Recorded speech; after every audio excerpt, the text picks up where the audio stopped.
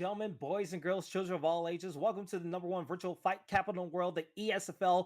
It is fight day, and we are starting off with the ESFL Analyst desk. I am your host and commentator, Kingsley. Alongside me is two amazing guys. You know them, you love them. Starting with Boiler. How you doing today, man? Kingsley, I'm so stoked to be here. Week 3 of season 4, teams format. Man, it's been a success. The drama, the narratives, the action, man, just getting started. So stoked to be here. Yeah, definitely a lot of action. And speaking of action, we got our player correspondent, Doctor. How you doing today, too?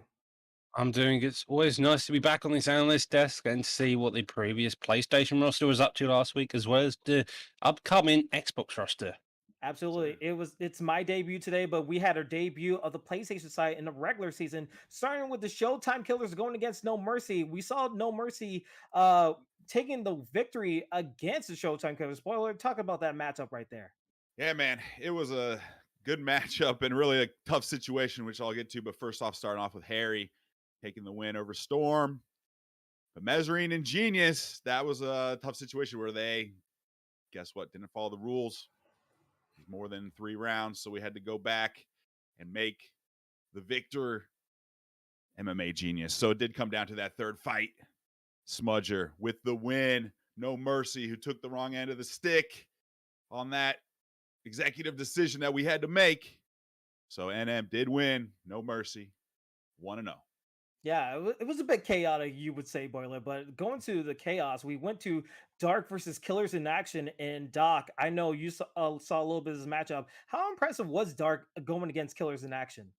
Well, Dark did take the victory, having Papa Doc and Young Butter doing a fantastic performance against Ned and KI Jimmy.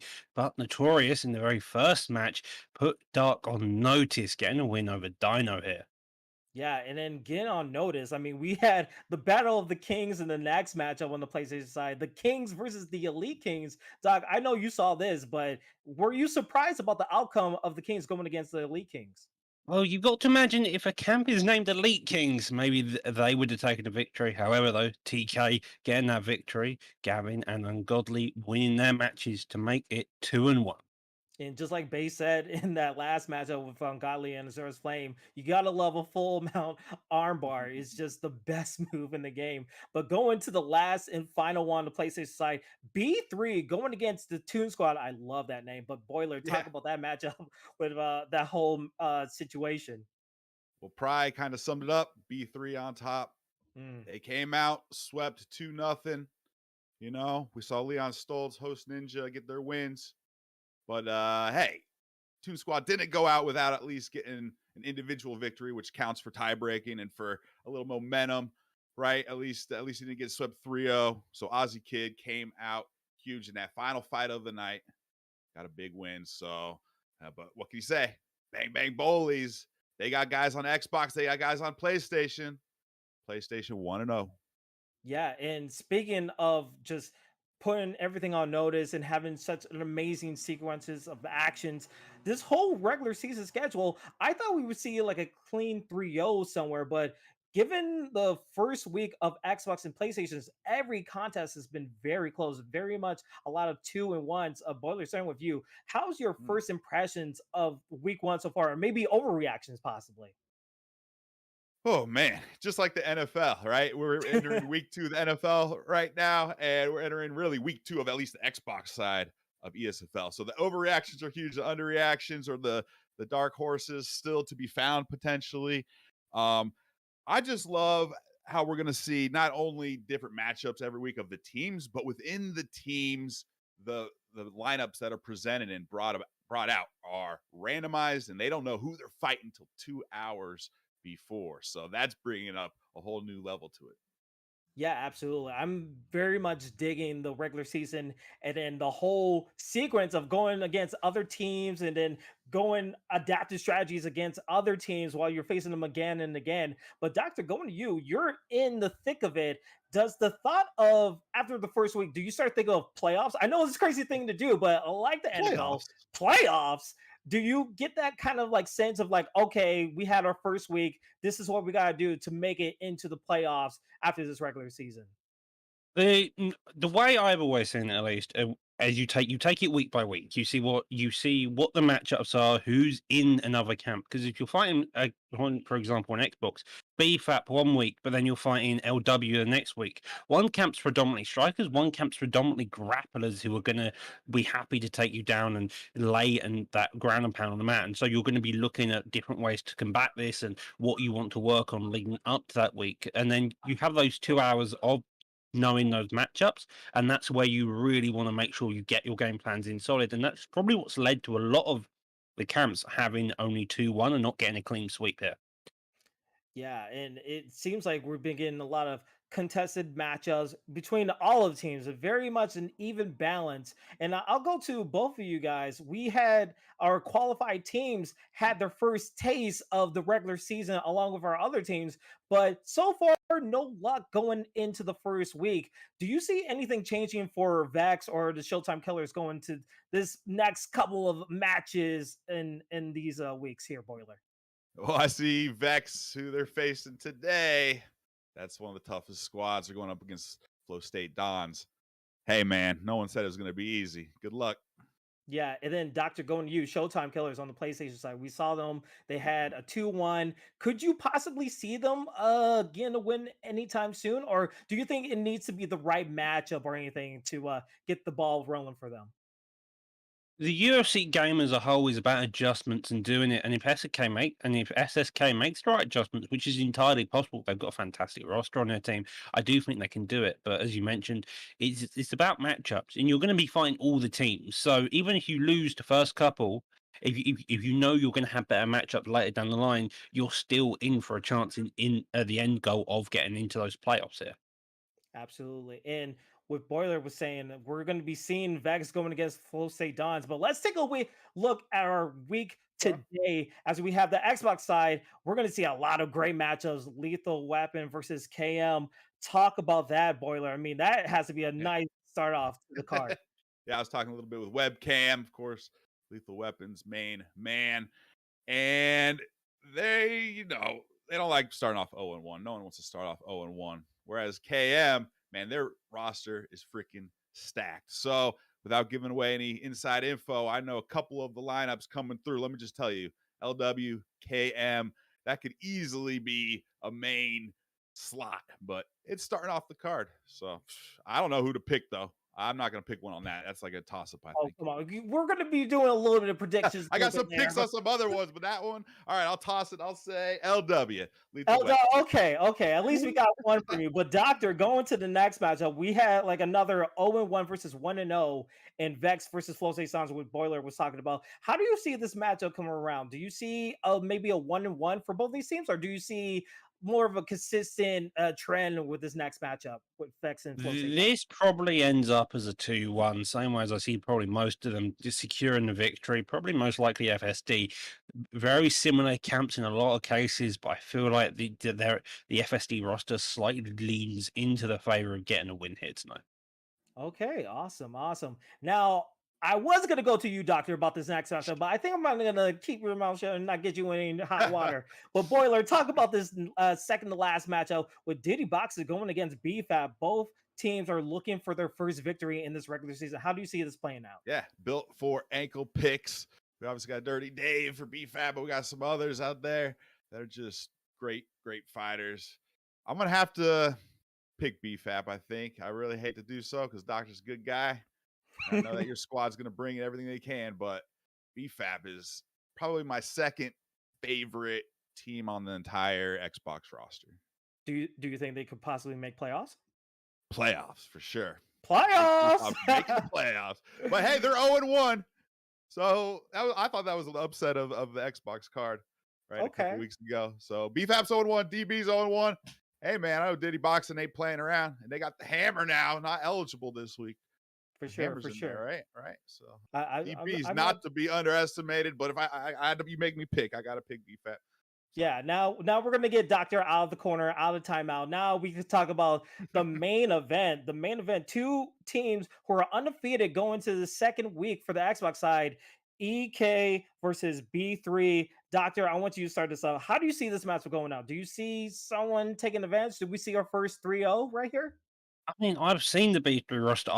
As part of the DB camp, we were fighting them on the first week of the Xbox, and so I know how strong they are. But also, you had EK come out and look really dominant in their fight against LW.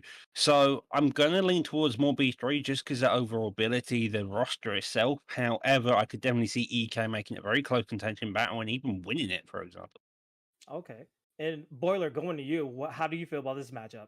Such a sick matchup, man.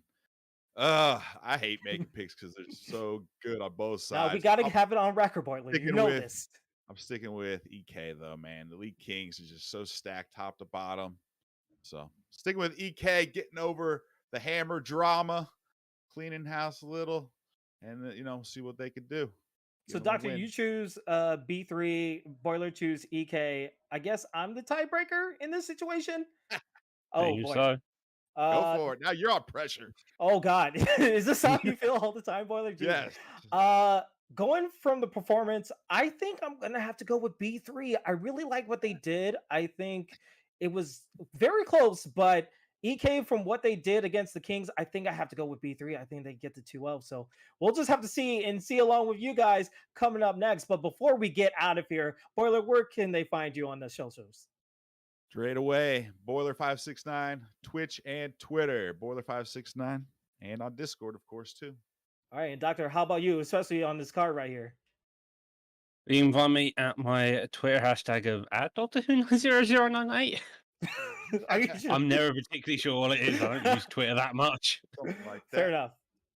Fair enough. It's a crazy place. It's a very crazy place. But where you guys can find me, you can find me on Twitter at King AHTK, and then also on Twitch, King BKR316, if you want to see some other stuff, especially the reviews possibly. But that's it from us. That's it for the Analyst Says. I hope you guys have a fantastic fight day. It's going to be an amazing card. Can't wait to show you guys. So get ready. It's coming up right next.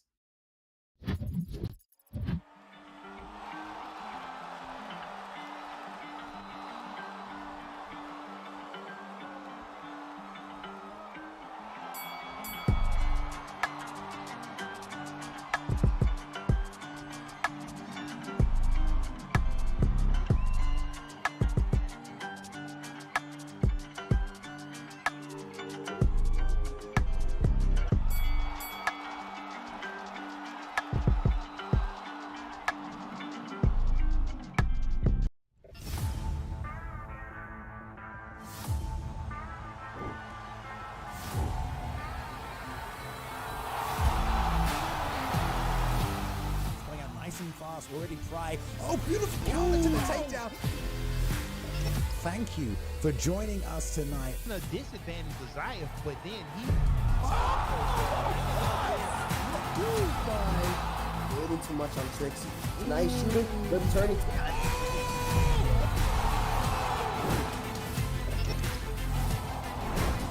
Watching on Twitch, watching on YouTube, watching from around the world tonight. I know the UFC isn't on right now, but guess what? The virtual octagon is here.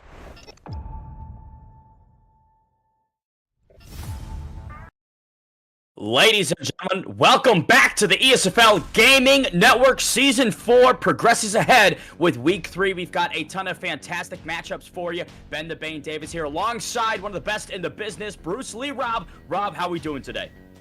We are doing very well. Another exciting week of Esports Fight League, and finally the reunion between me and Bane, the hype team. I'm so happy to be here with you, Bane. I'm doing great, ladies and gentlemen. Hope you guys are ready for a fantastic show, team versus team. I cannot wait. It's been a minute since we've had some time inside a broadcast, Rob, and let's take a look at what some of the differences are. This season is very different from what we've done before. This team format allows for certain fighters to really pump themselves into the spotlight or fade into obscurity. Rob, take a look at this season. Run me through what we're looking at. Yeah, looks like today is the 18th, week 3. We got the BBB, EK, BFAP versus the Dirties, the question mark versus FSD, LW versus KM. I mean, there's just so many teams with so many different fighters. They're all trying to win these series. Everything is different now, Bane, and this is an exciting show. I can't wait to do this with you tonight.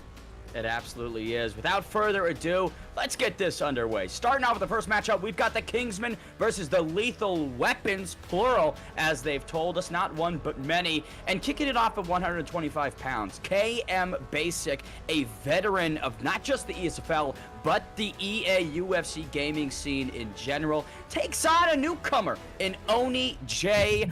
Rob, what do we know about these fighters? Well, we know that KM's selected the flyweight division, which is going to give LW the first fighter pick.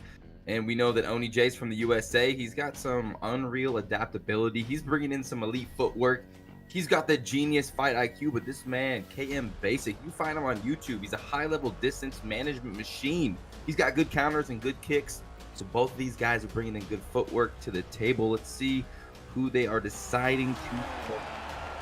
Seems like we've got Brandon, the assassin baby Moreno, squaring off with the god of war, Deus de Guerra Davison Figueiredo, down at 125. No better weight class to kick off a card, Rob. Starting at the bottom, we'll work our way up. Looks like Chris Tione, third man in the octagon to get this one started. ESFL Season 4, Week 3 gets underway. All right, here we go. Moreno versus Figueiredo. Moreno's got a lot of punches, and right now he's starting to let him fly early. Oni-chan. Or Oni-J, excuse me, Oni-chan. He's got a lot of power in those punches, Bane. KM Basic sort of coming in with speed, right, to negate that power advantage that Figueiredo does have. And the lead hand work of Basic, something he's displayed in many fights before, working beautifully through the first minute here. Woo. Working well. You're seeing Oni putting on that pressure. Oh, beautiful pull counter uppercut connects, Bane. But watch out, though. He misses the head kick. Oni J, unreal adaptability, but whiffs big there. KM Basic doesn't capitalize as much as maybe he could have, but again, it's very early in this fight. You don't want to gas out. You don't want to take many unnecessary risks. Big connection right there from both gentlemen. Oh, yeah, both guys landing pretty well. You're seeing the right leg being tested by Basic Kingsman. Whoa! A wild kick there. Bane, what'd you think about that kick? Basic looks as if he's figuring out those basic controls, clicking some of those sticks, but look at that block. It is quite busted, Bruce. Yeah, a lot of pressure from Oni against the cage. Oh, they are trading right now. Big punches from either side landing. Oh! Not a Good lot job of by grapple Oni. that we've seen through the first several minutes midway through round one, and I don't believe we've had a level change yet. No level change. They are just throwing down. A lot of head movement you're seeing from the Kingsman Basic. He keeps having to get out of there because the power of Figueiredo is just too much. That block is being broken. The side steps, though, for Kingsman is keeping him in it. And it doesn't seem that there is an answer, right? He is moving the head, but he's still incurring damage. That head health is steadily declining.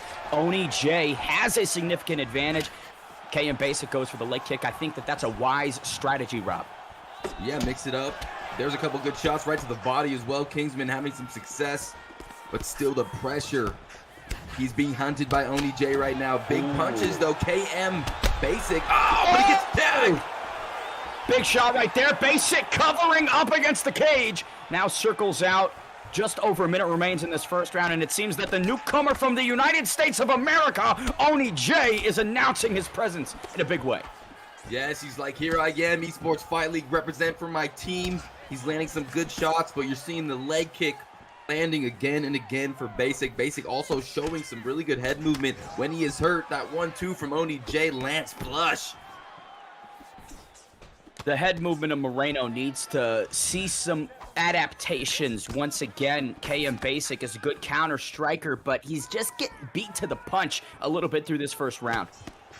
He is. He's really relying on that head movement, but that block, he's running right into these power bombs from Figueiredo, and that green bar is getting deteriorated right now, Bane. First 5 minutes are in the can of ESFL Season 4, Week 3. KM Basic, again, one of the veterans on this card, is bloodied up and lacerated. Rob, we get set for this second set of 5 minutes. Yes, the LW camp cheering on their man right now. Obviously took that round, but here we go, round number 2. And you're seeing KM Basic coming out with that leg kick as well, trying to go for the takedown, maybe a little fake. Bane's a little action downstairs. And again, we talk about the lack of success maybe that KM Basic is having through those first 5. He chose this weight class. He took us down to flyweight and is potentially paying the price, but digs downstairs to the body. Oh my goodness, they are throwing. You're seeing KM Basic really trying to attack that body, but unable to really do some real damage to Oni. Oh, but here we go. Big combination. Bane. Talk about damage, Rob. Here comes KM Basic. Coming ferociously, but here comes Oni still fighting valiantly. The problem with the God of War is you need to go through some fire and flames, and that's exactly what KM Basic is doing. Yes, he is. He's walking forward. He's eating the damage. He still has head health left to do so, and right now it is the head health of KM Basic. That is dwindling right now. Beautiful pivot to get out of the danger. Footwork is on point for KM Basic, but again, this is a situation of head health versus head health if he keeps walking into this phone booth range, and right now, Oni J has more head health. Most definitely. You know, he has not taken a lot of damage. He's been dishing out a bunch of damage, but KM Basic still throwing some sweet combinations here, still fighting very aggressively, but look at the face. He looks like a pizza. A little bit of marinara going with those pepperonis from Davison Figueiredo. Midway point through round number 2, and KM Basic having a better showing, but still, this is an uphill battle, a lot of adversity for the Kingsman. For sure.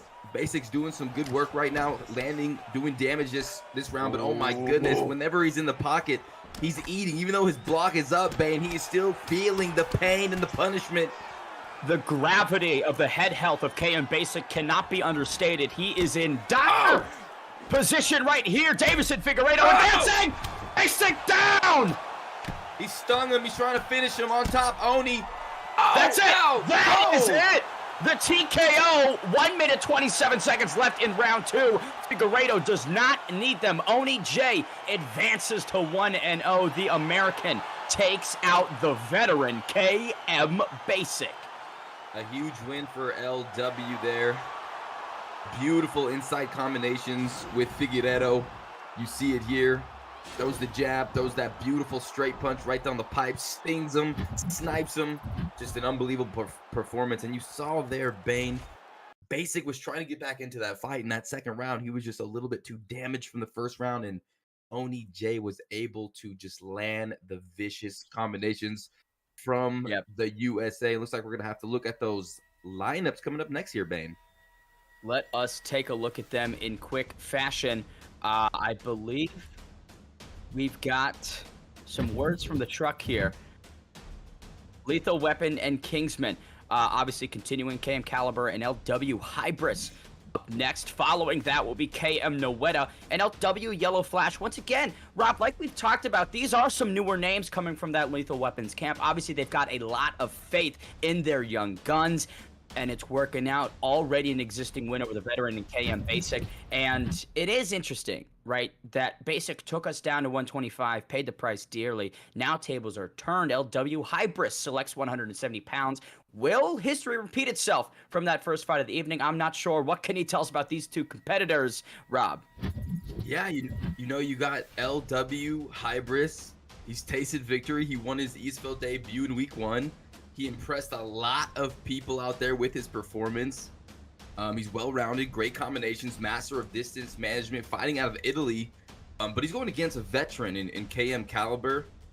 He almost won his ESFL title last season. He's, you know, he took the champ Fadenator into deep waters 2 fights in a row. I mean, he's obviously a very talented fighter. I've seen him many times. Very defensively sound, good under pressure. But this is going to be a big match right now with the back against the wall, Bane. There's a selection from Caliber. Leon Edwards, very good striker. And let's see who his opponent is going to try and counter him with. Wow. Conor McGregor pick at welterweight. We all know some of the disadvantages that you do have, but one big pro is that power it does carry across 3 weight classes, Rob. Definitely does. Anytime you're using Conor McGregor and you can keep the fight standing, you can land those power boxing combinations, the speed, the ferocity. It's tough, but Leon Edwards has a lot of good kicks. He's very long. He's very strong here. And right now, KM Caliber needs a win or LW takes the series. A lot of pressure on these two. A big moment here, Bane. Let's go. Caliber not only searching to keep the Kingsman inside the contest today, but searching for his first W this season. 0-1. That's not where we see Caliber too often, but this is where we do see him on top, inside control. On top. Beautiful job. This is where you want to be against Conor McGregor early in the fight. Slides right into full mount. Gets that denial there, Bane, and now he's smooth sailing.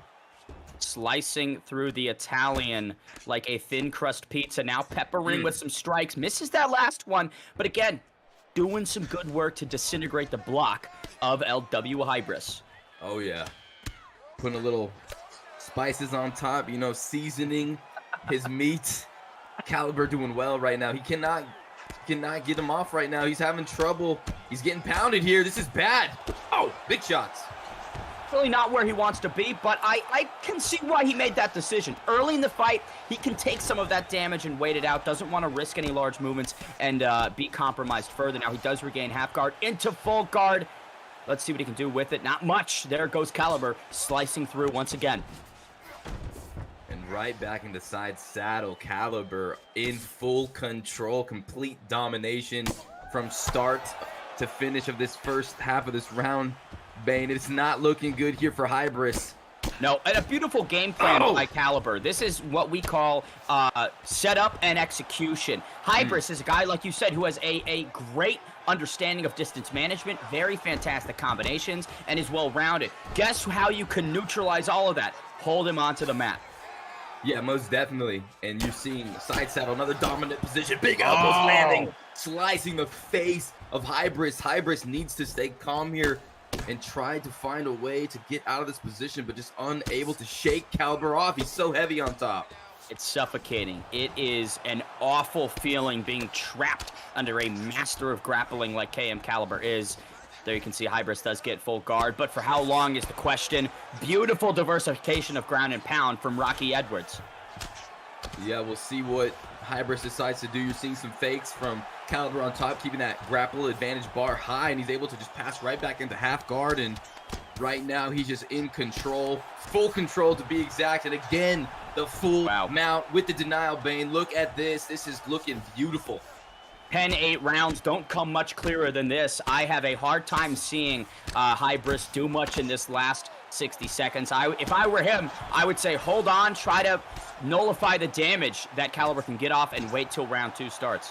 Definitely, that would be a great strategy because this whole round he's just been getting pounded on by Caliber. He's by the fence here. He could use the fence to get up if he wants, but it looks like he's going to go with what you said. Listen to your advice and just try to get to the stool to stand back up because he has been on his back this whole round.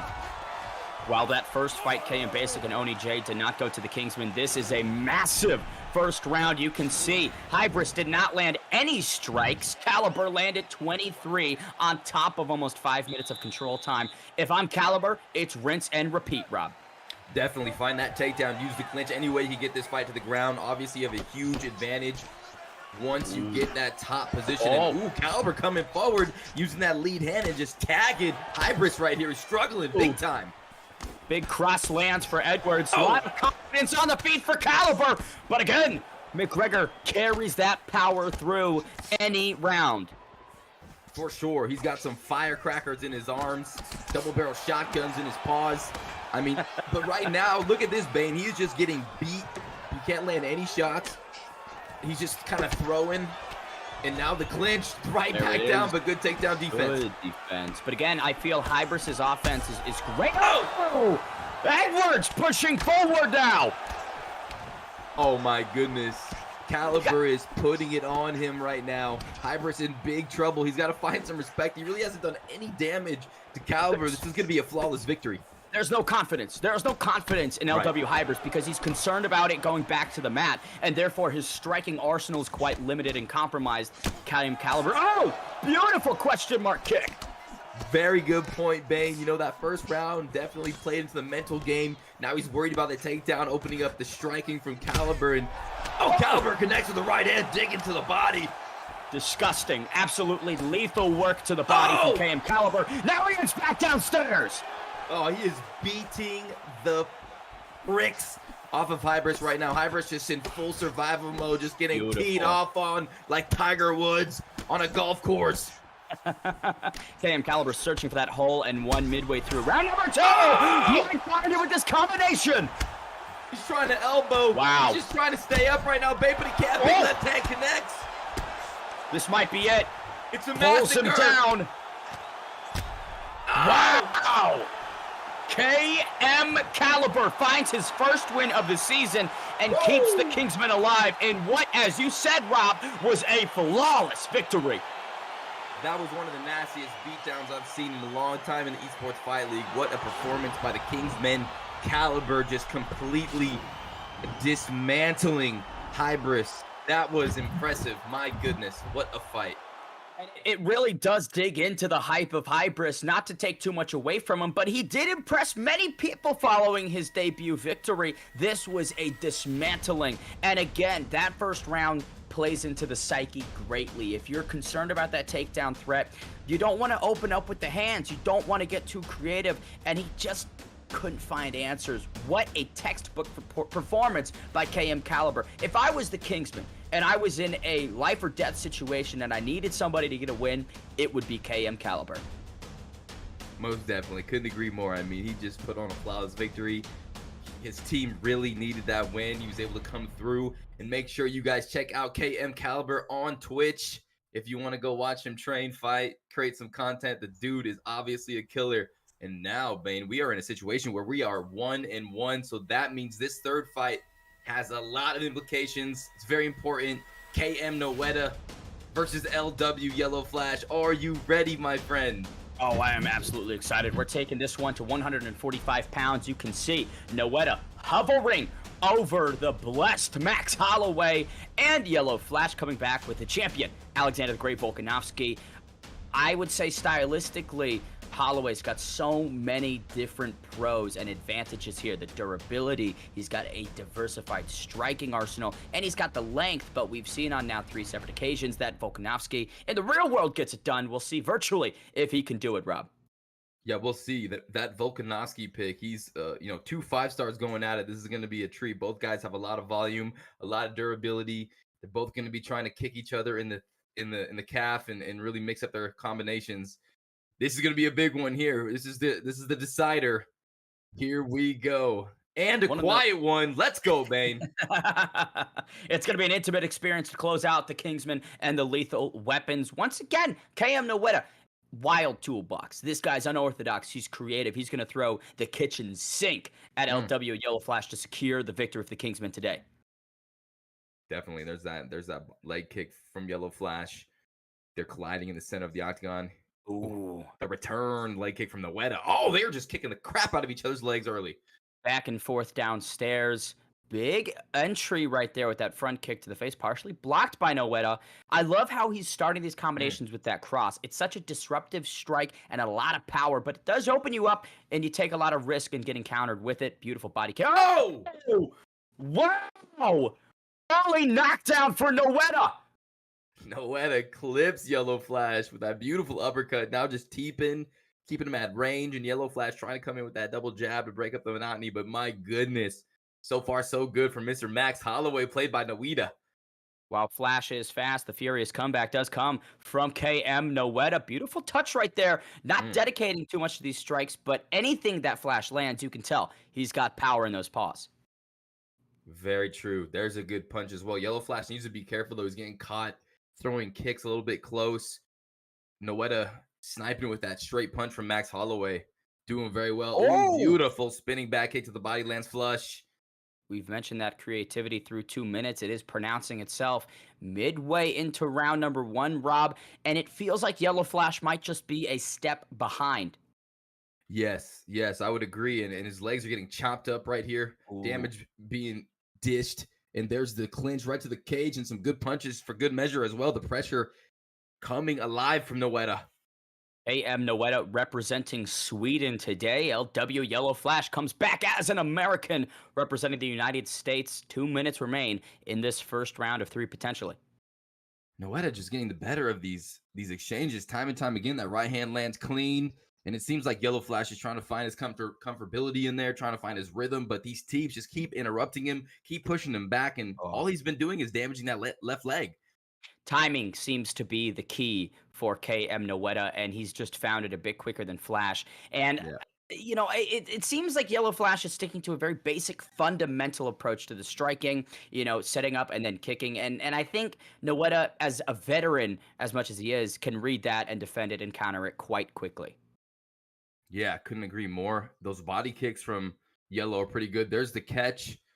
Oh, but he eats an elbow right in the face. Good job by Noetta, swinging, trying to put him down, but Yellow showing some good head movement. But Yellow in a lot of trouble in this fight so far. He's definitely trying new things. You can see jumps down for the ankle, then comes up with a quick 1-2 combination. Yellow Flash deserves to be here, but KM Noetta has been here, and it's showing through the first 5 minutes. Lacerations already appearing on the eyes and brow of Volkanovski. Yeah, you're seeing oh my goodness, beautiful combination. He's just hanging there on that left side, but wow, what a round for Noetta. You know, every time his opponent was coming towards him, Bane, he just kept tagging him, keeps throwing these punches. Yellow needs to be careful when he's inside of Noetta's range because he's throwing beautiful pinpoint laser combos. Second round is upon us. Let's see what adaptations LW Yellow Flash can make if there is any change in the game plan, because whatever he was doing in round number 1, don't think it worked a whole heck of a lot. Yeah, he's got to keep that head off the center line. Left leg of Holloway briefly hurt there, but already pushing back into that pocket. KM Noetta recognized the danger and snuffed it out. Yeah, looks like Noetta switches stances too.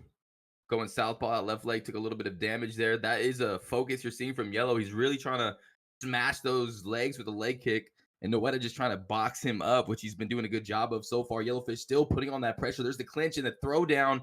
Beautiful stuff. Disrespect right there from Noetta, just tossing Yellow Flash to the mat. You briefly saw the statistics. KM Noetta, 64 strikes. Yellowfish adding to his 46 right there. Oh, good shots. And Yellowfish is just walking through these. You know, Max doesn't have the most powerful punches, but the volume will catch up, and he's just getting bobbleheaded out there. Another straight lands. And like you said earlier, Bane, that straight from Noetta is just a piston. It pops out and then pops back. I do love the dedication downstairs from Yellow Flash. You can see the left leg of Holloway is the most compromised part on his body, but he's in that southpaw position, hiding it quite neatly. Yeah, he's keeping it back there. Definitely respecting the leg kicks of Yellow Flash. Yellow going for a little spin there. He keeps coming on the inside. He doesn't seem to be having a lot of success. There's a nice slip there. That's what he needs to do, Bang. Slip and rip. Stay off that center line and watch for these teeps. Maybe get some side steps in his game. I do like that. Setting up those leg kicks nicely is Flash. Sometimes throwing them naked, but they are landing and chipping away at the downstairs ability of KM Noetta. Man, Yellow Flash really dedicating himself to those kicks, and now the left leg and the right leg are taking some damage in round number 2. He even buckled it, hurt the leg. So, you know, Yellow Flash having a little bit of a momentum sweep with the uppercut, left hook, combination, bang, bang. Talk about momentum shifts, Rob. KM Noetta taking it all back, now just teeing off on Yellow Flash. Yeah, you know, Yellow Flash doing well with the legs, but still he's got to watch out. Noetta is throwing these power combinations, tries to grab the clinch, gets a couple punches because of it. And right now it seems like Yellow Flash is finding his rhythm a little bit, Bane, but he's got to be careful. He cannot get tagged by the big uppercut or hooks from Holloway. This is what we saw earlier in this event. You can tell Yellow Flash, the head health is simply not there, but he's walking into the fire trying to make some magic happen. We've already seen what happened with that before, a KO. Let's hope it doesn't repeat itself for Yellow Flash. Let's hope not. Whoever wins this fight wins this series. A big moment for both of these guys and their camps. Oh my goodness. The feint takedown to the flying knee. Beautiful stuff from Noetta. He's getting tricky. He's getting loose. You can't call yourself a Beautiful work by Yellow Flash, excuse me, to conclude that second round. Definitely a much better showing for him. Stunned the legs of Holloway multiple times, but again, KM Noetta had a lot of success upstairs. This is a head health versus leg health conversation as we approach the third and final round, Rob. Yes, it is, and that's the weakness on the Max Holloway is the legs. I believe it's like 88 or 89, so it's a very smart plan for Yellow Flash to attack those legs, and that was a very even round. Both guys had some rocks, one on the leg, one on the head. And here we go, round number 3. Let's go. It all comes down to this. 5 minutes to decide which camp wins. Great combination by Yellow Flash scores a knockdown. Yellow Flash coming out hot. He's throwing some big combinations with Volkanovski on the inside. Drops Noetta early. But gets tagged right back. Hooks Noetta on the inside.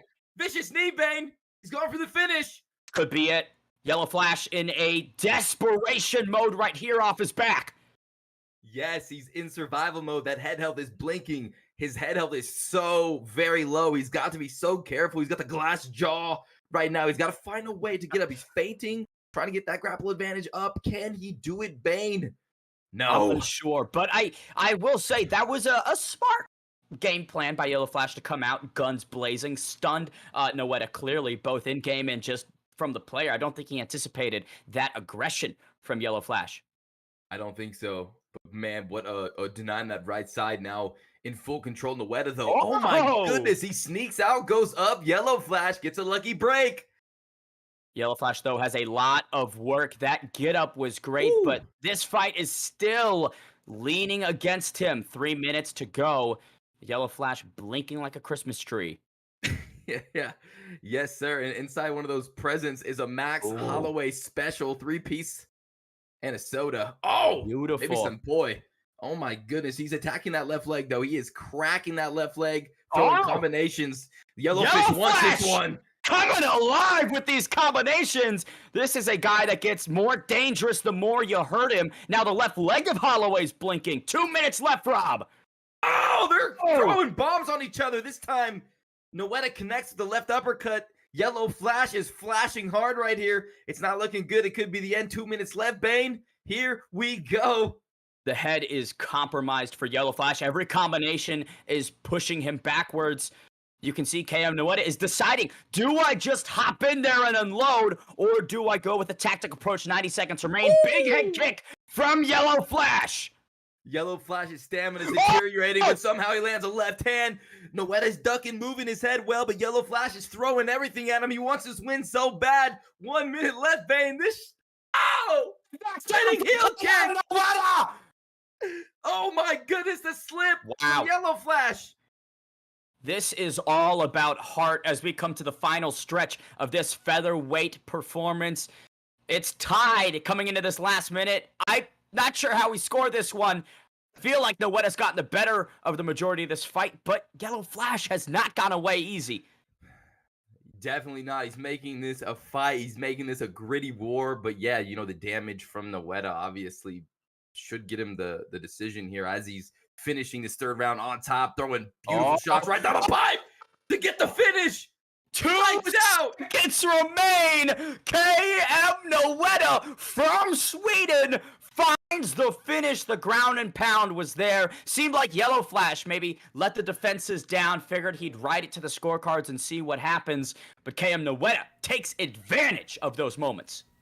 Man, these ESFL competitors are coming in to lock down the kills, and these fights are so exciting. Noetta, with just a couple of seconds remaining, does not want to go to the judges' scorecards and just throws a barrage of punches, Bane, and it's just incredible. I mean, just detonates on him. What a fight, what a performance. Both guys came out to fight hard. Both guys wanted the series for their team. Yellow Flash showing so many signs of just a sturdy warrior, never giving up, but Noetta able to overcome it, Bane. I mean, what a fight.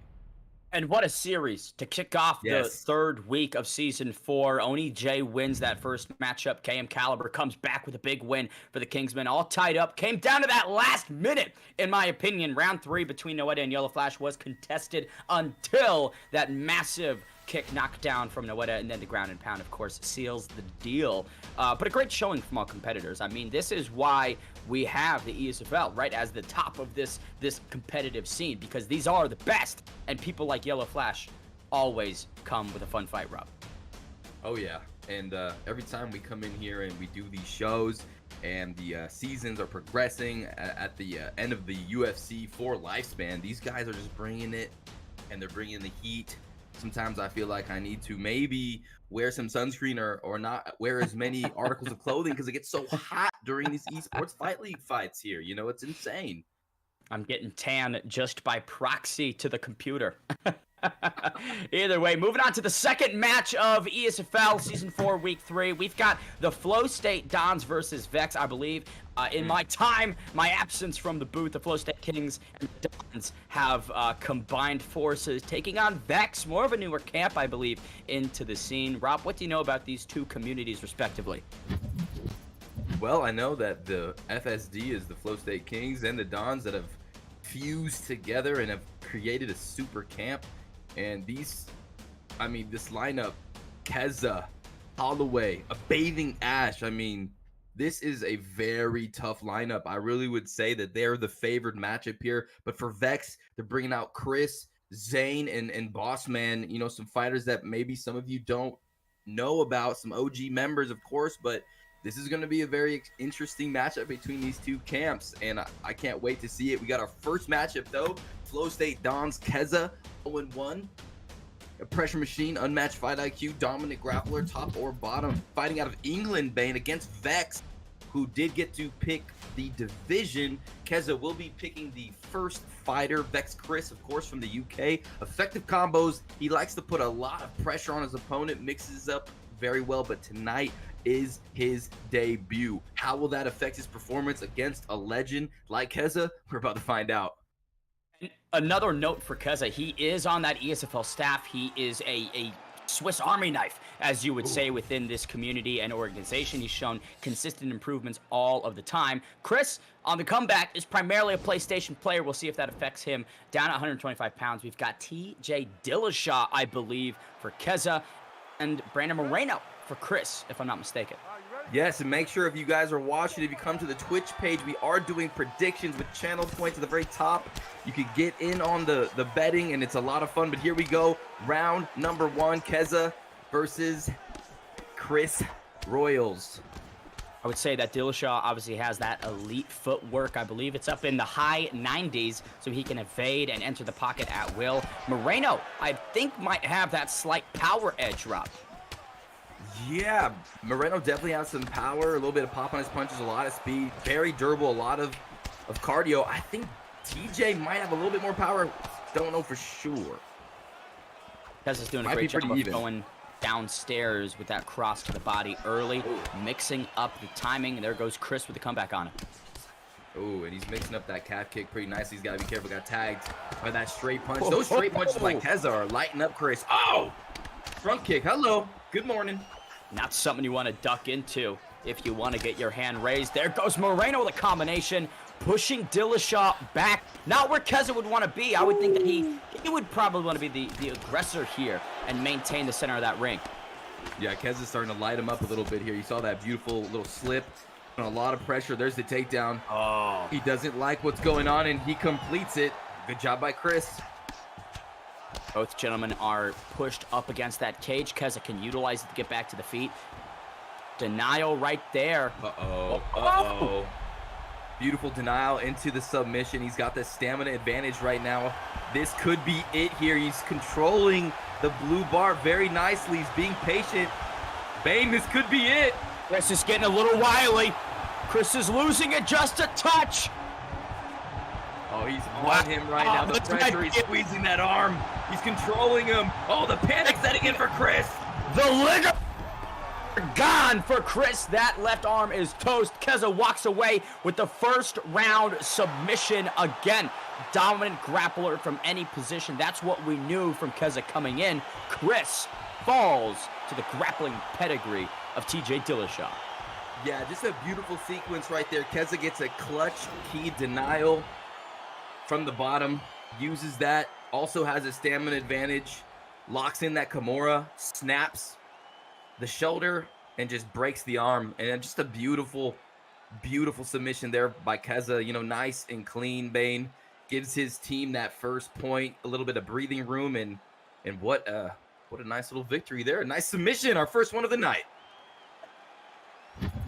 First point there for, obviously, the Flow State Dons, and first win for Kezza this season. Big bounce back for him. He did, his debut this season was in the L column. Now he's in the W column. Great performance from the illustrious staff member in Kezza. Moving on to the welterweight division, we kick it up a notch to 170 pounds. FSD Holloway taking on Zane.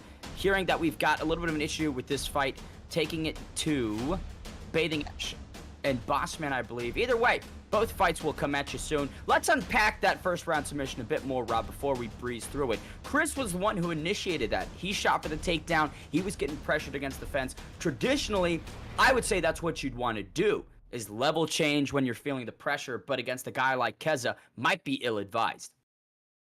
Yeah, definitely. You could tell that Kezza was coming in with some really good striking, and you saw the patience when he slipped mid-combination. It was just so beautiful. He started to put a lot of pressure, started to hit Chris with some really tough, hard shots, and then you saw Chris kind of go into maybe a little bit of a panic mode, in my opinion, where he really, shot sort of like Conor McGregor shooting on Nate, or this recent event, Bane, when Tony Ferguson shot on Nate as well. It's always Nate doing these submissions when people are shooting on him. Kezza looking like Nate a little bit, but yeah, that takedown, the desperation, and then Kezza able to keep that wherewithal and get that clutch denial, get that grapple advantage bar full, have the stamina advantage, and then just stay cool, calm, and collected and lock down the sub under the bright lights, Bane. I mean, how did you feel about that submission? It was exquisite. It's how you draw it up. That's a fantastic Kimura. Great wherewithal, right? To get the denial and opt for that submission. And you saw Chris was very uncomfortable trying to defend that. He got a bit wily. It didn't seem like maybe that's something he prepped for. Again, Kimura, right? That sometimes comes out of nowhere, especially in that position. So no loss there for Chris in terms of the stock. Against a guy like Kezza, losing to him, no shame in it. But the stakes are quite high in this season with the camp format, so an unfortunate start to the series for Vex. Yeah, and that was his ESFL debut, so there's a little bit of those jitters. You never know how you're going to be feeling, but to lose that quickly to a submission has got to be tough. But he'll be back.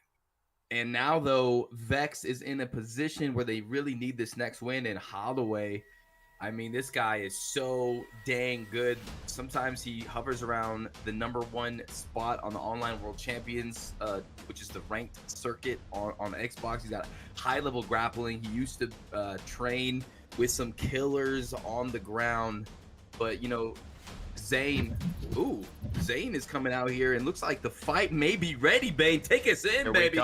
170 pounds, Leon Rocky Edwards makes his second appearance on the third week of Season 4. He meets Rush George St. Pierre in what could be a cataclysmic tilt for the Vex members. I would say they need this in order to stay alive or be swept away. And if you're taking out the #1 player in the world at times in FSD Holloway, that is a tall task. The existing rivalry between them, 2 wins to Holloway, 0 for Zane.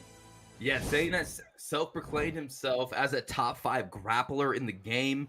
I'm seeing this in his notes. He's always improving, one of the OGs of Vex. So if Vex has a chance, this is maybe their best chance. I mean, if they have a chance, this is their best player, their best fighter coming out with George St. Pierre looking to go to the ground, it seems. Here we go. Holloway, such an expert at this game. The craftsmanship in the striking and grappling is truly unmatched. I mean, I could sing his praises all day long here with the Leon Rocky Edwards pick. Getting pushed back against those black lines, but almost by his choice. He is moving and grooving around early in this first round.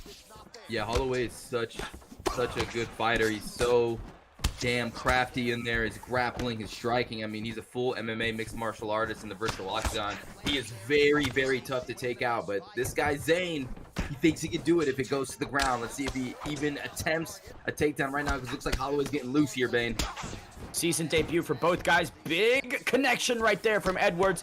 Briefly pushes Zane backwards. And again, talking about the power differential, GSP not really known for having heavy hands.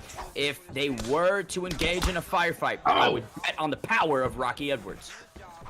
I would say you're correct, and he's using them pretty nicely. He's pawing out with that double jab. He's going straight to the body to sap that stamina away from Zane and just really keeping that pressure on him, not really allowing him to think. And that jab left hook is money right now for Zane, or excuse me, for Edwards. Good combination right there from Zane, dipping down to the body nicely. You can see he wants that left hook on the outside. But with this stance, right, Edwards in that southpaw and GSP in that orthodox position, he's having a hard time finding the timing and range, I would say. Yeah, he definitely is having some hard time, and whenever he gets inside of Holloway's range, he's just getting poked by that jab to the body, straight to the body, and it's going very well here for Mr. Holloway in round number 1. We have crossed the midway point. 2.5 minutes have transpired, and 0 takedown attempts from the self-proclaimed top 5 grappler. Do you think he should maybe shoot for those hips, Rob? I think he should try, disguise it. This Holloway guy is very dangerous with Leon Edwards, though. And you're seeing some teeps from Zane. You're seeing him go to the body. You're seeing some strikes. There's a nice right hand as well. Zane kind of opening up, having a little bit more success later in this round. Let's definitely not get it twisted. Yeah, he is finding some strikes, but in terms of consistency, I would say Holloway's the more efficient guy. Oh, I would agree with you, and I think that head kick cements it. Oh, big shots right here. Connections, detonations. Wow. Holloway has him hurt, Bane. Zane is in a world of pain right about now. 40 seconds remain in this first round, and here comes Holloway, the veteran who's been around forever, looking to exert his dominance one more time. 20 seconds will... Oh, and he's doing it patiently. Big uppercut lands. Down goes Zane. This could be... no, this could be it. Right down the 10-second counter. Can he defend himself long enough? No, the punches are coming. Oh. Somehow, some way, Baney survives. Leave it to Beaver, saved by the bell. Zane progresses to round 2, but we'll see for how long the striking of Ricky Rocky Edwards with Holloway on those sticks is lethal. We get set for the second set of 5 minutes, Rob. I don't see this one progressing to the 3rd round. I do not either. I think the strike, oh my goodness, there's the connection right there. Big shots, left hand lands the laser sniper straight right onto Zane. Here comes Max Holloway against the cage, just throwing bombs right now. Both of them, Bane, are throwing bombs. When Zane eats that big head kick, he is committing to now sitting in the pocket and throwing any game plans out the window. The fists of GSP, though, are not enough to counter the power of Leon Edwards. They are not. Holloway's got him trapped against the cage, and he's forcing him into these boxing situations with his chin stat low. Zane unable to really get any takedowns off, and Holloway just patient aggression, lethal connections. I mean, he looks like a damn assassin out there. You saw the statistic, Edwards doubling up the strikes of St. Pierre at 60 to 30 for Zane. This is a tough debut for him. Holloway is just in that flow state, and when he's in it, hard to get him out of it. Definitely is. Zane trying to throw some big combination stationary, though. Keep this man off him. There's the catch. Good job there. Now Zane coming a little bit forward. Nice teep as well. He's finding some success. Those early moments of this second round, he was knocked down, but he has avoided most of the danger up until this point, finding his own strikes, circling out, but Holloway pushing him back against those black lines once more. You can see the blood sprouting from the eyebrows of George St. Pierre. Yes, and Holloway being very strategic with his power. He still has a lot of stamina left for the amount of output it seems like he's been putting out. And the block is getting low here on Zane. He's withering away. You can see Holloway trying to get those knees going, but he's just a little bit out of range. However, St. Pierre trapped, cloistered against the cage, now throwing some ripping combinations up the middle. Yeah, he is fighting very well here. He's got to be careful, though. That block on his head is pretty much completely deteriorated. I mean, Holloway is just putting him in the pressure cooker. And, Zane's responding pretty well. He's still in the fight, throwing punches, moving well. Zane, a lot to gain, nothing to lose here in these final 90 seconds. He has rebounded quite well from round one. Oh! He is hurt. Nice catch, though. This time, maybe he's going to get that takedown. Bane! Big slam! George St. Pierre, Suplex City. 60 seconds remain in round number 2. That is what Zane needs in this matchup. And he gets up. Interesting. Lets him ride up. He was against the cage there. It was a quick get up if it was for Holloway. Oh, man. Zane trying to throw to the body here, Bane, but that head is very, very weary here. He does not want to get touched anymore to that dome piece. Knee. Holloway finding a space for that work downstairs. And that check right hook of Edwards is... Oh! Wow! 2 instances of Zayn being saved by the bell. Round number 3, I didn't think we'd be here, Rob, but final 5 minutes remain between Holloway and Zayn. I don't think it'll make it to the judges' scorecards, but I've been wrong before in this fight. Yeah, you know, Holloway at the end of that round was throwing power, body uppercuts, mixing it up very well. There's the connection, the sting from the Viper. Holloway drops Zayn down off top, bang, bang, it's over. Less than 30 seconds into round number 3, FSD Holloway sweeps away the debutant from England in Zayn. Vex falls to the Flow State Dons.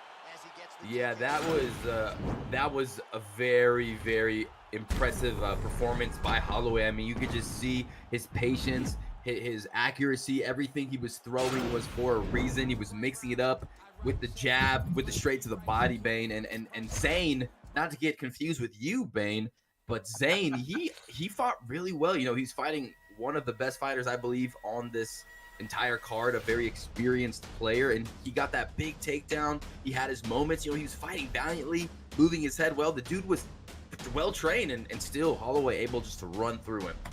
No, it's a difficult debut for Zayn. I mean, Holloway is, as we all know, one of the best in the world. If you've crossed paths with him on OWC, you know just how tough he is and how big of a challenge fighting him is. So for Zayn to come into the ESFL and fight him first this season, all respect for the heart and will he displayed, but again, wasn't enough. 2-0 goes FSD. We're going to be running a Bathing Ash versus Boss Man at 155 pounds because it could be, again, important later in the season, but I believe, Rob, this series has been decided. Yes, the Flow State Dons 2-0 take this series. Make sure you check out Holloway_TD if you want to check them out on the Twitch platform, but yes, Bane, FSD takes the series, but still we have to do this third match. You never know how the points add up at the end of the season, and this is going to be a really good fight. You know, if you don't know about a Bathing Ash, who is coming up next, this guy is, in my opinion, I always say this, probably one of the most underrated badasses in the entire scene. Fights of the USA, legendary striker, drowning pressure, and he has won so many tournaments. He's done so much in the esports scene. He's one of the best players in the world, in my opinion. But this man from this man from Vex, aka Boss Man, they're fighting in lightweight, and Bathing Ash is gonna get the first pick. But this guy's bringing some high IQ. He's well-rounded, but this is a big test. You know, there's a big discrepancy in the on paper for these two. A Bathing Ash versus Boss Man. A Bathing Ash is probably gonna mop the floor, but who knows? Let's see what Boss Man has. What an unbiased prediction from our color commentator, Bruce Lee. Rob, Bathing Ash, a self-proclaimed, once again, finisher of the highest order. He opts for Conor McGregor. Bossman goes with Dustin Poirier, I believe. Once again, Bossman from Ireland, a Bathing Ash from America. They are switching the nationalities of the fighters, and that would be kind of funny if the American beats the Irishman with the notorious one, Conor McGregor. Existing history between these two, a Bathing Ash does have one victory, but can't put too much stock into it. We have no idea the context of that win. Yeah, we don't. And the scary thing is a Bathing Ash locking in Conor McGregor at lightweight. I mean, his striking is insane. You're going to see that here. Just his technical prowess. And I don't know. We'll see if Boss Man can touch him. Look at the volume that a Bathing Ash is operating on. He's already thrown 15, 20 strikes in the first 30 seconds with McGregor. You do have to be wary of the cardio comeback on being a volume puncher. Boss Man waiting it out and finding some good strikes of his own. Interesting. Bathing Adam really not using his head movement too well here, and his opponent able to do some really big damage to the block. Are you seeing that, Bane? Look at the green bar. It's disintegrating in terms of being mopped. I'm not sure, Rob. I'm not sure. Boss Man surprising me here. He's landing some big shots when Bathing's, leaning into him, relying on his block. Oh. That is the big pullback uppercut that you see a Bathing Ash go to now for the second or third time in this fight. It hasn't landed, but if it does, that's bad news for Boss Man. Boss Man, though, really cognizant defensively in the pocket. He hasn't eaten too much damage, but he has returned some fire in big... Oh! He's got to survive this, though, and that could be it, and it is. Wow! I mean, a finisher of the highest order. My words have been eaten. A Bathing Ash capitalizes on one moment, Rob. One moment of weakness from Bossman and opening a chink in the armor. A bathing ass jumps right through. The American seals the deal. That makes it 3-0 for FSD against the Vex incumbents. Yeah, wow. A bathing ash proves everybody right that bet on him, but that was very scary for a bathing Adam, in my opinion. I think he leaned into 2 power punches with his block up, maybe sidestep or pivoted into another one. I mean, his block got blown up in like the first 20 seconds, and I was like, uh-oh, this is not looking good. But I mean, he rocks him, and when you rock somebody and you have the ability to finish them like that against the cage, that's what makes you special. And that's why a bathing Adam is such a special player, Bane, is because his finishing lethality is at the highest level. It's legendary. It's legendary. That's what he said. That's what we now understand.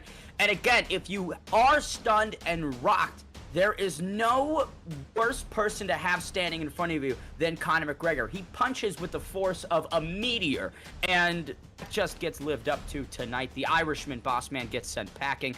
I thought that Poirier's durability would maybe come and play a bit more, but early first round for a bathing Ash, and just a clean performance from FSD overall. If you're going to tell me that FSK and the Dons are joining forces, these are the types of performances that I would almost expect. Clean, dominant, and decisive from FSD today. What a third week it's been for them. Yeah, FSD is one of the premier teams we're seeing, one of the highest tier teams. I mean, their lineup is actually insane, and these other teams are going to have to figure out a way to get some wins or prove themselves. But right now, FSD on top with, I believe, our first sweep of today. Beautiful performances by all those guys. But now, up next, we have another camp that is very, very lethal, and that is the BFAP Built for Ankle Picks camp, bringing out Slick, Dirty Dave, and Jakey. But I think DB, I think they're the, what was the name for the DB there? Diddy Boxing is the full extension of that acronym. Diddy Boxing, Yoel Romero's own Cuban accent, taking out the R in dirty. And it seems if that's what we can expect from them, a lot of phone booth fighting, staying in that pocket and enjoying that range. But Rob, against people like Dirty Dave, against people like Jakey, I'm not sure that's a strategy that I would back. Yeah, you know, Concept, Noggin, players that I haven't seen too much fight, but I do recognize Satchmo Live has some experience, has already gotten a win. Were the DBs the ones that won their spot on to this season? Did they compete in the qualifiers? I don't. Yeah, Qualifier is their entry, yeah. So, they snuck right in, and now they're taking on some of the veterans in this established organization. Satchmo Life. He's from the UAS, apparently, right now. The United Arab States. Good for him. Yeah, you know, and when you are a team that had to grind their way through the qualifiers to get to this sort of show, sometimes that, you know, creates a little bit more of a brotherhood. It creates more of a momentum coming into this matchup. But yeah, BFAP, obviously, in my opinion, is going to be the favored team. Built for Ankle Picks are legendary, so this is going to be very interesting. If DB somehow takes this series, that's going to be some exciting stuff. But let's get into this first fight, huh, Bane? First matchup down at 125 pounds. Bfap Slip takes on Concept, both gentlemen's debut of the season. Season, each one coming from the UK. So a little bit of UK action. Bfap Slip, elusive style. You can't find him, you can't touch him. Bangkok ready. He's got that Thai background, a lot of kicks, a lot of elbows, a lot of knees, and heavy top game. He is an accomplished grappler, accredited if it hits the mat. Rob, what do you know about Concept? I don't know anything about Concept. I know he's going to get in here. On scouting notes here, and it does seem like the most default type of work. High IQ, outside fighter, counter striker. I believe that fits the bill for most fighters today on the card. So we're about to figure out who Concept is. Don't blink, baby. Kai Kara France takes on one of the GOATs, Mighty Mouse Demetrius Johnson. This flyweight bout gets us going for the second to last series of the third week of the ESFL Season 4. All right, yeah, Slick using Mighty Mouse. That's the 99 speed. He's got a lot of wrestling. He can overwhelm you with just the volume and the velocity. We're seeing the pre-fight animation going crazy right there, but this is going to be a good one. Kai Kara-France brings a lot of power, some good striking as well, so we'll see how these two meet up in the middle, and here we go. Herb Dean, third man in the octagon, getting us going. Look at that early work from Bfap Slick. He's got some quick combinations with Demetrius Johnson, right? Like you mentioned, you really have to mind your P's and Q's, but Kai Kara-France, it's a punch. Yeah, you definitely got to. Those punches are going to be coming very fast for Slick, and already utilizing the clinch, mixing it up, and this could be a takedown, some good knees here. Oh, it just decides to combo off of him.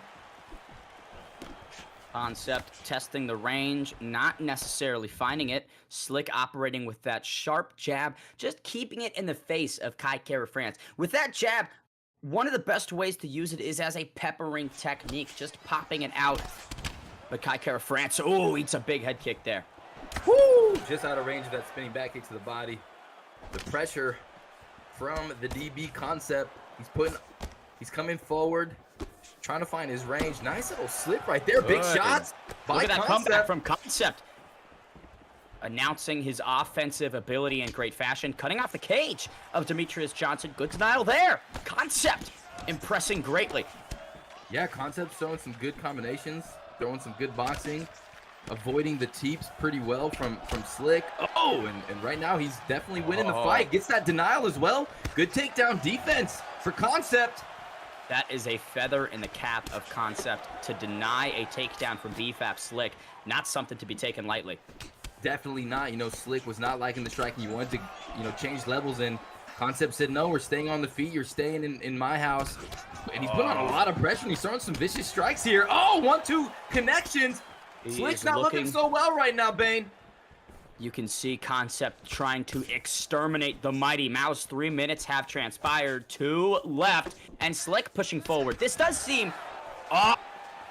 Another level change and denied. 0-2 for Slick on the takedowns. Yeah, and he eats an uppercut, too, after that takedown. Here we go, though. He's trying to go to the back, maybe to jump on top to get that rear naked choke. Completes it. The big slam from Slick. Let's see if he can survive. Hooks are not in for Mighty Mouse, flips him over. Now holding this back here, you can see Kara-France rolls into full guard. Great work here by Concept again. Slick's got heavy top game. We're about to see it. 60 seconds remain in this first round. Half guard for Bfap Slick. Yeah, and Concept showing some good bottom defense. He's feigning well, getting some denials. Look at that denial right there. He's going to use the grapple momentum to sweep him. Concept's got some ground skills, folks. Look at this. We didn't know much about him before, but now we have a bit of an idea. Offensive animal and grappling prodigy, potentially. Bfap Slick, though, finds that reversal of his own. 16 seconds remains. I think we're going to round number 2, Rob. I think so, and I think Concept just took that round right from the Bfap team. Big round for Concept coming out and proving that the underdog is here. And one thing to note, Concept is the gentleman who took us down to 125 pounds. He selected that flyweight weight class to kick off this series.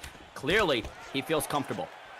Yeah, he's doing a good job with his left hooks and the straights, and right now Slick's kind of having some trouble. Oh my goodness, what a duck from Concept. Concept looks real good out here. Beautiful jab right there. Just touching, finding the range. Oh, a Mighty Mouse with the combination. Slick opening up, finding some good shots there. Nice little 3-piece. Popping out that jab. Oh, nice right hand. Slick starting to open up here. Oh, man. Slick eats a big combo right there. Tried to move out of the way. Ends up moving more into it. 3 minutes and 45 seconds remain. Slick finds the takedown. Oh, a kick there from Concept. Good job by Concept, keeping him off of him. And now digging to the body. Still just putting on that pressure. Seeing Slick trying to move to the left side. Get back to the center of the octagon, but it's Concept with the stamina advantage here, landing the better punches, I still think, and really putting some pressure on that block, Bane. Block is gone for Slick. He needs to be careful. Engaging the pocket with Kai Kara-France. That is a one-way ticket to the canvas. Ooh, these punches are looking mighty fine for Concept. He's really standing his ground. These stationary punches right there, that lead hook straight is absolute money for Concept, Bane. You can see Slick maybe starting to doubt himself, not being as confident as he was at the beginning of round number 1. Concept knocks him down. Slick is getting beat up here in round number 2. Concept's landing some devastating shots. Just got dropped. I mean, Slick's in a lot of trouble here. Goes for a desperate takedown, but no. Wow, I have not seen Slick in this position too often. Seems like he is treading some deep waters. Yeah, he's drowning out there. He's trying, though. He's still in it. Going to take that back. He had that position earlier. He jumped. This time he looks like he's going to go for the takedown. Turn it a little bit. Yep. Beautiful work by Slick to take it to the mat. Can't incur too much damage down here on the canvas, but we saw Concept able to reverse positions and make it advantageous for himself on the ground. We'll see if he can replicate that. Stands back up. Now he's got to break that grip. Yep.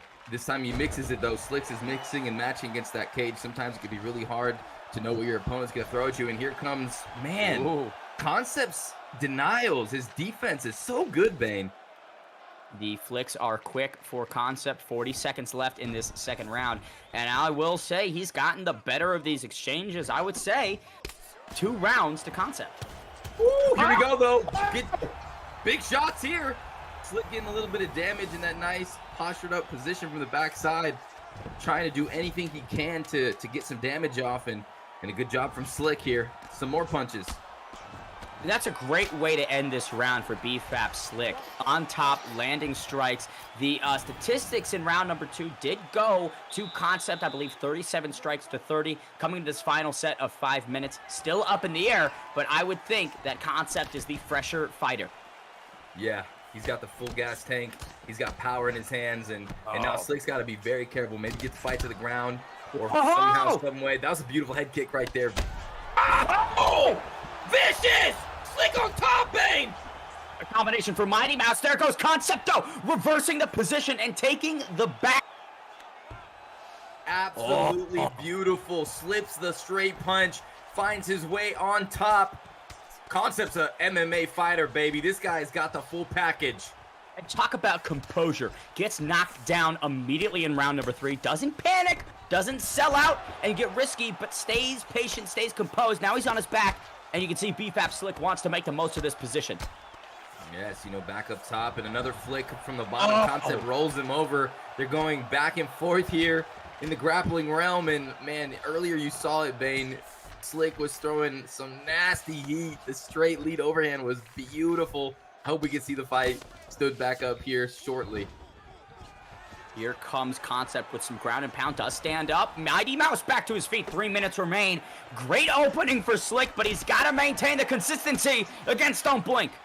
Yeah, this is very close. Slick's done some damage. There's the dive. A little bit out of range. Big uppercut combination, though. Oh! Slick teeing off! Wow, I thought that was it. I thought Concept was done. There's some judo from Mighty Mouse. It looks like Slick going for the finish, and I think that's what he needs. I think the first 2 rounds are for Concept, but Slick is all over this man right now. Side control position. Here comes the elbows, Bane. Talk about a momentum shift. I mean, like you said, 10 minutes of great work from Concept. This last 5 has all been Slick on the feet. He is just dominating Concept. Yeah, in this round, he's doing very good. There's the denial. It seems like he is flowing complete momentum in his corner. Slides right over the slippery, sweaty body of Carcara France. He's going right for the crucifix position. Uh-oh. Bad spot for Don't Blink. Here come the elbows of Demetrius Johnson. Head health is blinking for Carcara France. Yes, it is. He's in a lot of trouble here. 1 minute left. That's going to feel like a long time for Concept. Finally able to get to the half guard position, gets that denial. Maybe now he could get some sort of get up, but no. Slick staying strong on the top position. Rob, here's the thing. If Slick needs a finish, he's got 40 seconds to do it. I think a posture up is in the near future for Mighty Mouse. And he gets that denial. Here comes the posture up. It's the big moment right here. Big punches coming down. Oh! Wow! Concept survives an offensive onslaught. Bfap Slick is desperate to finish this back into full mount. Posture's up. He's got 5 seconds. 7 seconds. Oh! Bfap Slick records the second 2 seconds left in the fight. I would say a comeback from the ankle pick man himself, Mighty Mouse, with that vintage celebration, earned, paid in full for Bfap Slick tonight. Absolutely extraordinary. He needed the finish. Wow. I mean, at the end there, that last minute felt like an eternity, and he was just on top, getting beautiful denials, posturing up, and just dropping the bombs on his opponent. And that was Concept probably taking that fight if Bfap did not get that last round finish, late finish. Wow, what a performance. I mean, beautiful. Wow. Beautiful. Moment where Bfap Slick needs to rely on the veteran experience, the wars that he's been in at this level. He showed up and showed out when it counted the most for both himself and his team. Debut for Season 4 for Slick, and he records a W. Concept, I would say, rested on the laurels a little bit in that third round. Obviously, he got caught incredibly early. Maybe that threw off his momentum. Maybe that threw off his game plan. But I don't want to say he was coasting necessarily, but that was an interesting third round juxtaposed with the first 2 rounds from Concept. Yeah, Concept started out phenomenally in that first round, and then built more on that in that second round, and really was throwing some good combinations and bringing a lot of pressure onto Slick. And when Slick would go to the ground, Concept was meeting him with key denies. He was really organized with his bottom control and just doing really well throughout the fight. I mean, Concept is a killer. You could tell Slick was having a lot of trouble with him, but Slick just proving the veteranness inside of him and just really put the pedal to the metal in that third round and was just throwing haymakers with Mighty Mouse and caught him with that straight lead overhand. That was nasty, and he just went for the kill and got it. And while it may be lost in the history of the ESFL moving forward, let's mention it one more time. Slick was 2 seconds away from losing a decision to Concept. The scorecards you saw, 2018 on 2 of them. I imagine we'd see a 29-28 split for Concept. What just an insane last couple seconds, and the stakes and gravity of that final minute for Slick to find those posture ups and get the finish. Talking about the ankle pickers, though, we move forward up to 170 pounds. Bfap Dirty Dave takes on Satchmo Life. Satchmo Life scored a remarkable comeback KO in week 1. I mean, this kid is always around in the scene, always improving, and he showed it in the first week. But Dirty Dave, again, a competitor who's been around forever. He was at ESFL Live. He's been with the best. Had a loss this season. He's 0-1, so he's searching for redemption, Rob. Right. He's searching, and he has found his next opponent that is 1-0. Satchmo Life. These DB guys obviously are well trained. Satchmo has a lot of experience, and it looks like 57-14. Looks like Dirty Dave seems to have his number, but you never know what you're gonna get in a fight. Funny note: Satchmo Life says he is a Wing Chun black belt. So we will see if those elbows and that creativity, that Tony Ferguson-esque type striking presents for Satchmo. Dirty Dave, crafty takedowns, world-class grappler. That's what we know. That's what we love from Dirty Dave. But he's also a fast starter, Rob. So I'm expecting fireworks early at welterweight.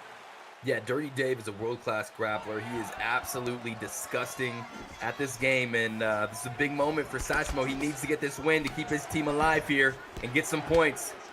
Very smart stylistic choice as well from Satchmo Life. While Gilbert Burns, the durability may not be the best, he possesses a ton of power, and the Brazilian Jiu-Jitsu of Durinho is a fantastic answer to George St. Pierre, but Dirty Dave catching the chin a bit early. For sure, he's got a lot of power. He's got the ability to fight off of the bottom with some submissions, and right now he's firing that leg kick pretty nicely, putting on some pressure. Nice check as well from Satchmo. Ooh, Satchmo's teeing off. Cornering Dirty Dave. This is not a spot that we see Dave in early. Typically, he's the one pushing forward. He's the one advancing early in these fights. Satchmo taking that game plan and putting it on him. Yeah, putting a lot of pressure on the block. Another kick check as well for Satchmo. Satchmo looking very good opening up this round. Dirty Dave has got to watch out for those leg kicks. One of the things I like the best about Satchmo Life is he is such a student of the game. You could see he went for a knee right there, but the takedown powered through. Rush in half guard. Yeah, and this is where it gets a little scary. Dirty Dave on top with a fresh GSP with a lot of time on the clock here, Bane. Oh, good denial right there from Dirty Dave. He saw that one coming from several miles away, but Durinho catches the knee and pops it out full guard for Satchmo Life. Good job by Satchmo. getting to this position. Now let's see how he navigates his way out of here. So far, so good. Satchmo staying out of a lot of this danger from GSP.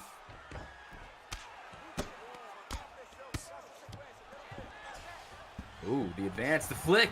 Oh, great work. Counter. By Satch. Beautiful work from Satchmo to get back on top. And now, yeah, he just wants to get back to the feet and then start throwing some bombs, it seems. Here we go. Makes sense, right? He was having so much success standing, checking those leg kicks. That one snuck through onto the thigh of Gilbert Burns. But Satch looking very well-rounded as we approach the final 90 seconds of round number 1. Yeah, he is. Oh, some good straight punches from Dirty Dave, trying to keep him at bay, but Satchmo connected a little bit with the jab coming forward, trying to find his rhythm. Oh, power shots. Maybe he From saw Satch. what Bfap Slick was able to put on concept and tried to replicate it. 60 seconds remain. Satchmo keeping Dirty Dave way back behind those black lines. Look at that GSP getting creative. Beautiful spinning heel kick. Yeah, these guys are going after it. Oh, swinging. A little out of range for Dirty Dave. Dirty Dave looking for the takedown. He does the same one he hit earlier. Satch Good job. trying to throw a strike. GSP ducks right under it and captures the hips. 20 seconds remain. And this is a contested round, in my opinion, because you talk about the control time, the ground strikes of GSP. But Gilbert gets that reversal to conclude the first 5 minutes. What a great showing from both guys early. Yeah, there you go. Satchmo with 14 significant strikes. The control time going in the favor of Dirty Dave. Yeah, super close round. Very competitive. Kind of excited to see what happens in the second round. And on the feet, you're seeing Satchmo really putting on the pressure to Dirty Dave. But Dirty Dave able to lock 2 takedowns. We need to see Satchmo able to defend or maybe land an uppercut in round number 2. Lead head kick there for GSP. Satch returns with some kicks of his own. Oh! It's a hook right there. Again, Gilbert Burns doesn't have the best durability, so if Dirty Dave rather can connect a couple times, we might see Burns off his back. Yeah, we might. Satchmo's not really letting his head clear or stamina bar or his block clear before he engages again. He's really putting on just a lot of pressure on his opponent here against the cage. Beautiful work by Satch, right? While his well, block isn't the best, neither is Dirty Dave's because he's peppering so many strikes. This seems to be what Satch wanted. Yeah, he's turning this into a brawl right here. He's creating a brawl situation, and he sent Dirty Dave an invitation, and Dirty Dave says, "I will oblige." Both guys accepting that car crash from Satch. Now here comes pushing with the strikes of Dorino. Satch is throwing so many bombs right here, and Dirty Dave just relying on his block, and that damage is bleeding through the block. Satchmo just pounding him, but oh my goodness, Bane. And kick once again lands for GSP. This time stuns the young Satchmo. Oh! Pierre in a side control. Huge slam, and there's the deny from Dirty Dave on top. Needs to recover his stamina a little bit, but maintaining control, landing some elbows, and another beautiful deny. Uh-oh, it's getting scary for Satch. We've had some bloody fights tonight, Rob. This one is following that. The backside of GSP is dotted with the blood of Dorino, now in crucifix. Not where Satch wants to be. Definitely not. Satchmo's got to be careful. He's got to catch one of these, but another denial by Dirty Dave. The pressure is ensuing now. The damage, the sharp elbows. Here's the deny again. Dirty Dave on top, dominating. Satchmo needs to do something and get out of this position as soon as possible.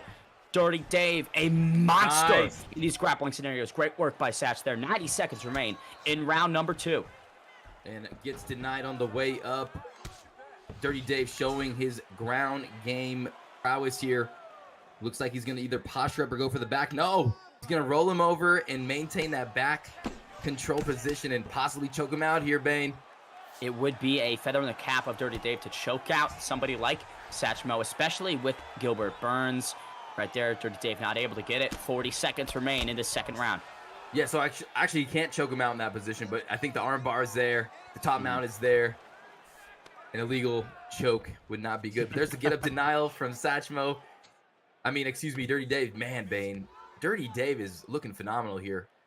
He really is. And that's something that we understood from Dirty Dave. He's a world-class grappler. That's what we know, and he's displaying it. And with GSP, right, that wrestling is a bit more of a base than Gilbert Burns. Burns has that BJJ, but if he can't effectively use it, if he's being controlled and held down, that doesn't mean squat as we approach the final 5 minutes. Burns, in my opinion, captures the first round, GSP the second, all tied up with these final 5 minutes.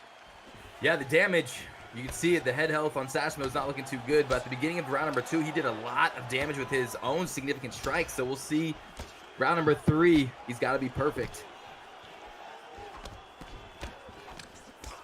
Ooh, right hand connects. Beautiful connections. But now, Satchmo's the one who's been stunned. He's the one that has tasted that red screen. In my opinion, he's got to be a bit more careful in this last round. He does, but he's coming forward right now. He threw that head kick. He's trying to bomb Dirty Dave as he exits on that left side, and he's throwing a lot of power hooks and putting a lot of pressure on that block right here, Bane. It's heating up. 14 strike differential, 95 for Dirty Dave, 81 for Satchmo Life, each guy adding to it here. That is a lot of strikes thrown, so much volume at 175 pounds. Yes, it is, and just a beautiful, sneaky little ankle pick.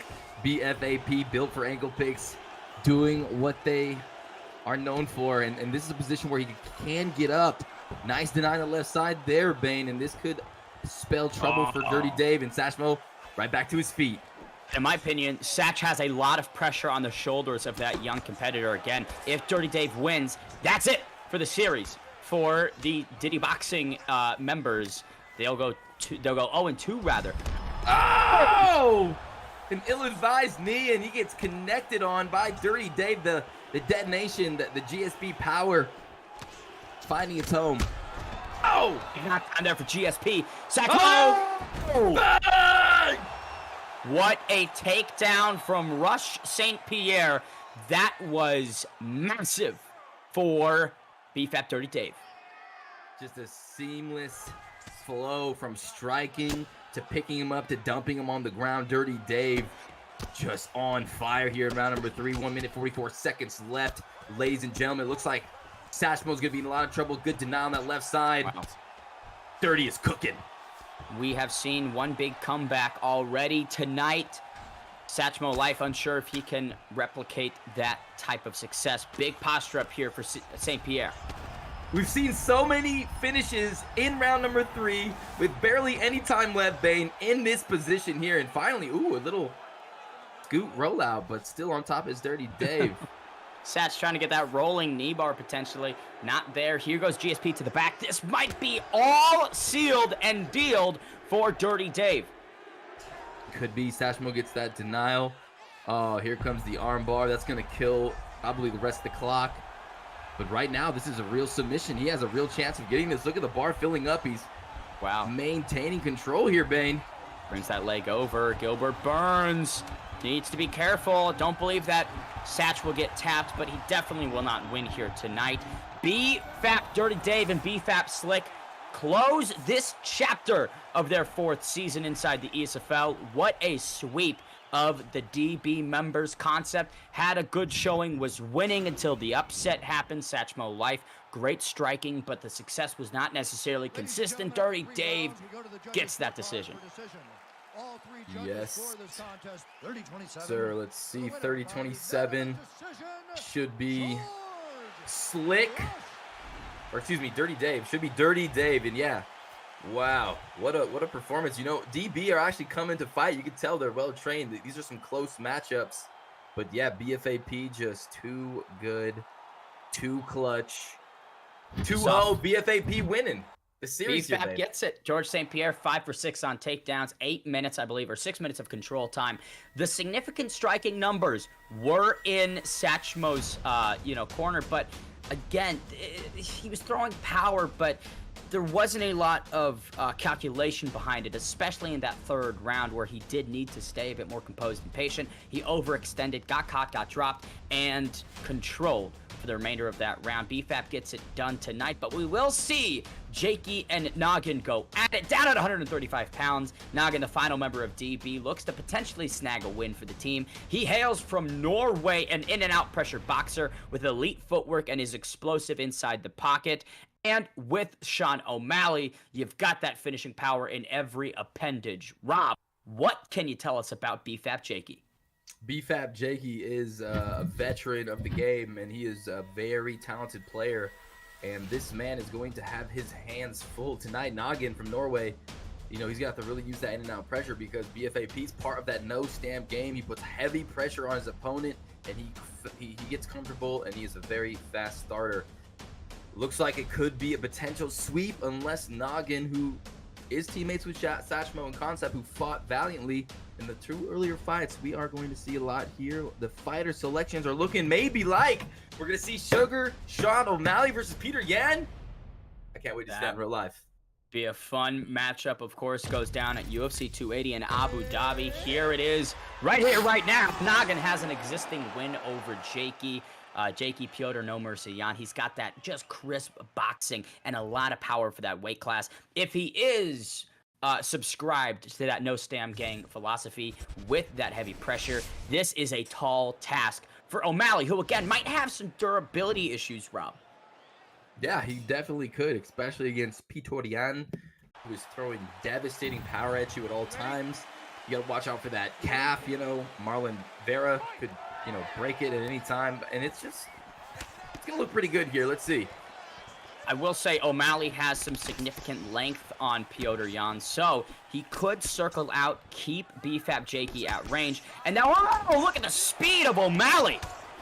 He is such a dynamic striker in this game. Right now, though, Peter Yan has that force of nature perk, wants to get that early damage in, start snowballing. Jakey B putting it on him early. Ooh, stays him. Is definitely... Oh! Piotr Yan already puts O'Malley on the canvas. Noggin not in this sequence right now. Early in this fight, eating all of these strikes, Rob. Yeah, he hasn't really been able to touch Jakey. Right there, he makes a few good attempts and connects a little bit. But wow, Jakey B starting off like a firecracker. And like we said in his notes, Bane, he is a fast starter, and we're seeing it here. Not giving O'Malley an inch. Noggin. Checked. Head health is decreasing at a rapid rate. 2 minutes have transpired, and it seems like Jakey's thrown a million strikes and shot O'Malley. Ooh, that was close. Right hand lands. Here comes Jakey B putting on the pressure. Beautiful pull counter from Noggin to back him up a little bit. Not bad right there from Noggin, but just not enough to really deter Jakey from staying in this pressure-focused game plan. He is winging hammers, Rob. Oh! Bang! Bang! Bang! Unloading all of the stamina is no mercy. Living up to that nickname. He is not giving Noggin an inch. No, he is not. Big damage, huge shots, big detonations by Jakey B, exploding on O'Malley early in round number 1. The head health is dwindling. I like the attempts right there from Noggin, trying to use those push. Oh! Oh! Disgusting! Beautiful work right there from Noggin. The survivability and recoverability is on point, but Jakey is going to continue the onslaught. 90 seconds remain. Jakey intent on finishing this in the first round. Could be some good distance management. He's popping in, popping out, like he said. He likes that in-and-out pressure boxing, and he's showing it. Noggin in all sorts of trouble, trapped against that cage. Talking about pressure boxing, but Jakey likes to conclude some of these combinations with that big head kick. He's thrown it on a couple occasions. Last time he landed, there it is. Great work. Oh, the return by Noggin. Beautiful duck by Noggin, and throws that, you know, front kick right to the dome. Oh my goodness, but runs into a bomb by Jakey B. Crumbled like a piece of paper. Noggin has been in the wood chipper for 4 minutes and 30 seconds. Jakey brings him back to the feet. We'll see for how long. O'Malley impressing with how much damage he can take, but not really returning any of his own. This has been all Jakey through 5. Oh, bang! Right to the face! Jakey B power shot him with the left hook into round number 2, and Jakey B is looking nasty, babe. Flawless. Oh my I mean, goodness. an impeccable opening round. If you're the ankle pick team, you can't be happier. Jakey seeks to detonate some more bombs on the chin of Sugar Sean O'Malley. Noggin from Norway, eating all he can take and more. Big push kick, but already eating a 1-2. Yeah, and now Jakey B, Force of Nature perk, is completely engaged. So the damage from Sugar Sean O'Malley is going to be very tough to imply onto Jan, but you know, who knows? The gamesmanship from Jakey retreating to the cage. To it. He is feeling himself tonight, Rob. He's feeling good. He feels like he's in the club and he's inviting a girl over to dance, but she don't want to dance. You can see the differential is about 14 strikes. Oh! That's it. Look at this. Jakey, confident as all get out, wants to get that finish. O'Malley, big shot, right hand, uppercut. Good night. Sleep tight. Out cold goes Sugar Sean O'Malley. Bfap Jakey, almost like he had diabetes with how much he was attracted to that sugar. What a finish to close out this series from the ankle pickers. 3-0, our second sweep of the night. Slick gets that big comeback. Dirty Dave gets the domination. And Jakey continues and puts a beautiful cherry on top of what was an execution of Noggin from Norway. Was it a cherry on top? I think it might have been like a guava fruit, how big those bombs were. I mean, he literally just smashed his opponent. I mean, Noggin just got, annihilated there by Jakey. You know, that pressure was just so much. And when you're in the octagon, the ESFL, with the bright lights on you, sometimes, you know, you might have some trouble starting. You know, the nerves could be there. And you saw Jakey immediately was just very comfortable, very well trained. And yeah, some of those early matchups though, Bane, you know, Slick versus Concept, Dirty Dave versus Satchmo, they were really close. And that last fight was not. But yeah, our second sweep of the night from the Bfap team. Good job, built for ankle picks. Beautiful performances. And we talk about the selections from these competitors. Noggin, right? If you're billing himself as an explosive person inside the pocket, in and out pressure boxer, Sean O'Malley, in my opinion, maybe wouldn't be the best pick because, like we've talked about, like we've seen, if there's damage coming back at him, he might not be able to wear it the best, especially down at 135 pounds. Maybe could have used a better pick, but at the end of the day, Bfap Jakey with the domination. Our last series of the night, Rob, we've got EK versus Triple B, starting off in flyweight. Once again, EK Cherry versus Pablo Grips.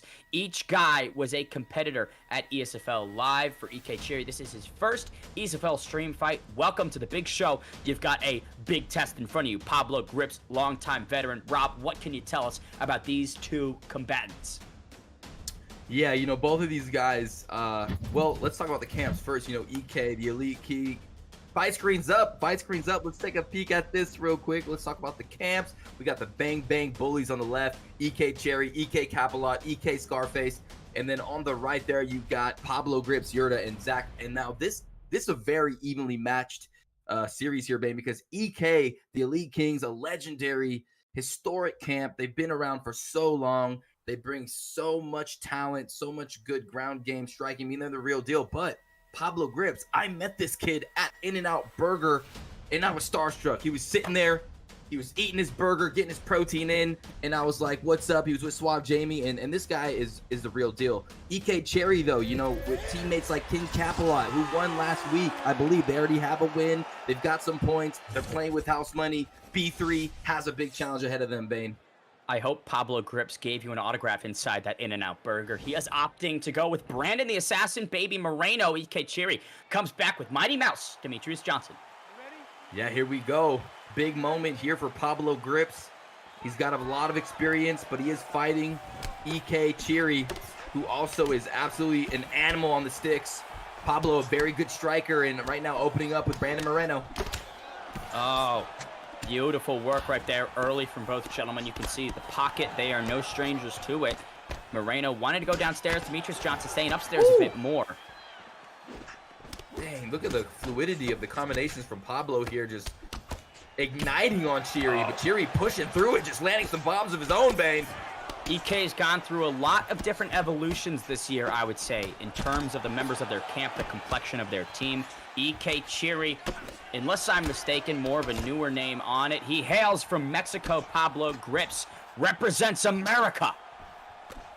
Yes, sir. Mexico versus America, and they are fighting passionately right now. Big shots by Pablo. Connects, but Cheery moving his head well. Able to stay on his feet. I love that post from Mighty Mouse to exit the pocket. Again, defensively quite sound. He's looking a little bit labored as we approach the midway point of this first round, and Pablo Grips is sitting on these strikes and getting comfy. Yeah, he is a good amount of stationary strikes whenever Cheery's coming forward, but Cheery also finding a way to utilize. Oh, there's the takedown, but the pivot avoids it beautifully. Still coming forward is Cheery, landing his little shots. He doesn't have as much power, Bane, but still finding some success with that 99 speed. He's willing to eat a couple to give a few, but with Demetrius Johnson, unsure if that's the best path to victory. Moreno has a cement block for a chin. It's going to take a couple hammers to crack it. Definitely, and then Pablo throwing out those hammers. Head kick lands flush for Cheery the check. They are just throwing down in there. This is a do not blink it or you'll miss it type performance. At 125 pounds, the speed is unprecedented. 90 seconds remain. Neither guy has tasted the canvas. We'll see who gets their first. Pablo Grips off of his back now. Yeah, as soon as you were saying no one has tasted the canvas, there it is. Cheery dropping him down. And man, that was just a wild fight. You saw both guys really having some success in the striking realm. And now we're going to see Pablo's bottom game and Cheery's top game. And we'll see how this plays out. 1 minute left. Great IQ from EK Cheery to shoot for the hips. Again, this was a highly contested first 4 minutes. Last minute, if Cheery can maintain and control. Woo! No, he can't. Big sweep right there from Pablo. Grips now in a half guard to close out this round. Pablo showing that he could get out from the bottom of Cheery and even sweep him. EK is known for their ground game, but Pablo obviously well-trained in that Triple B camp, and now on top dropping some bombs on the opponent. Not too heavy, but some good shots. What a close first 5 minutes. I would say that Pablo Grips got the better of these exchanges due to that power advantage, but EK Cheery got some strikes of his own. Gosh, 92 strikes landed for Pablo Grips, 71 for EK Cheery. Rob, this might be the most high volume round we've had yet. Yo, I think it was. I mean, that round was so fun to call, and I know everyone had a great time. They were just throwing down. There's a head kick there for Pablo, but still Cheery coming forward. That double jab right hand lands beautifully. Pablo trying to find his rhythm here, trying to stationary shot him, but they're getting pop shotted. The speed of Demetrius Johnson, how quick he's exiting and entering the pocket. I mean, Mighty Mouse is like the Flash inside the pocket, but he gets crashed into. Oh! Pablo in trouble, leaning left, trying to stay out of the range, stay out of the danger zone, but oh, the right hand connects. Down goes Pablo Grips on top. Cheery. Cheery knocks out Pablo Grips. The incumbent from Mexico clips the chin of Pablo and sends him to sleep. What a performance from the Elite King member. There it is once again, the vintage Mighty Mouse celebration. That was very impressive from EK Cheery with Demetrius Johnson. I mean, just able to come forward and just throw strikes with Pablo Grips. That's what he's known for. Pablo is a pressure fighter, very good on the sticks. You saw his stationary combinations, man. He was throwing to kill, but EK Cheery slipping and ripping with Demetrius Johnson and gets the knockout. I mean, what a performance by EK Cheery.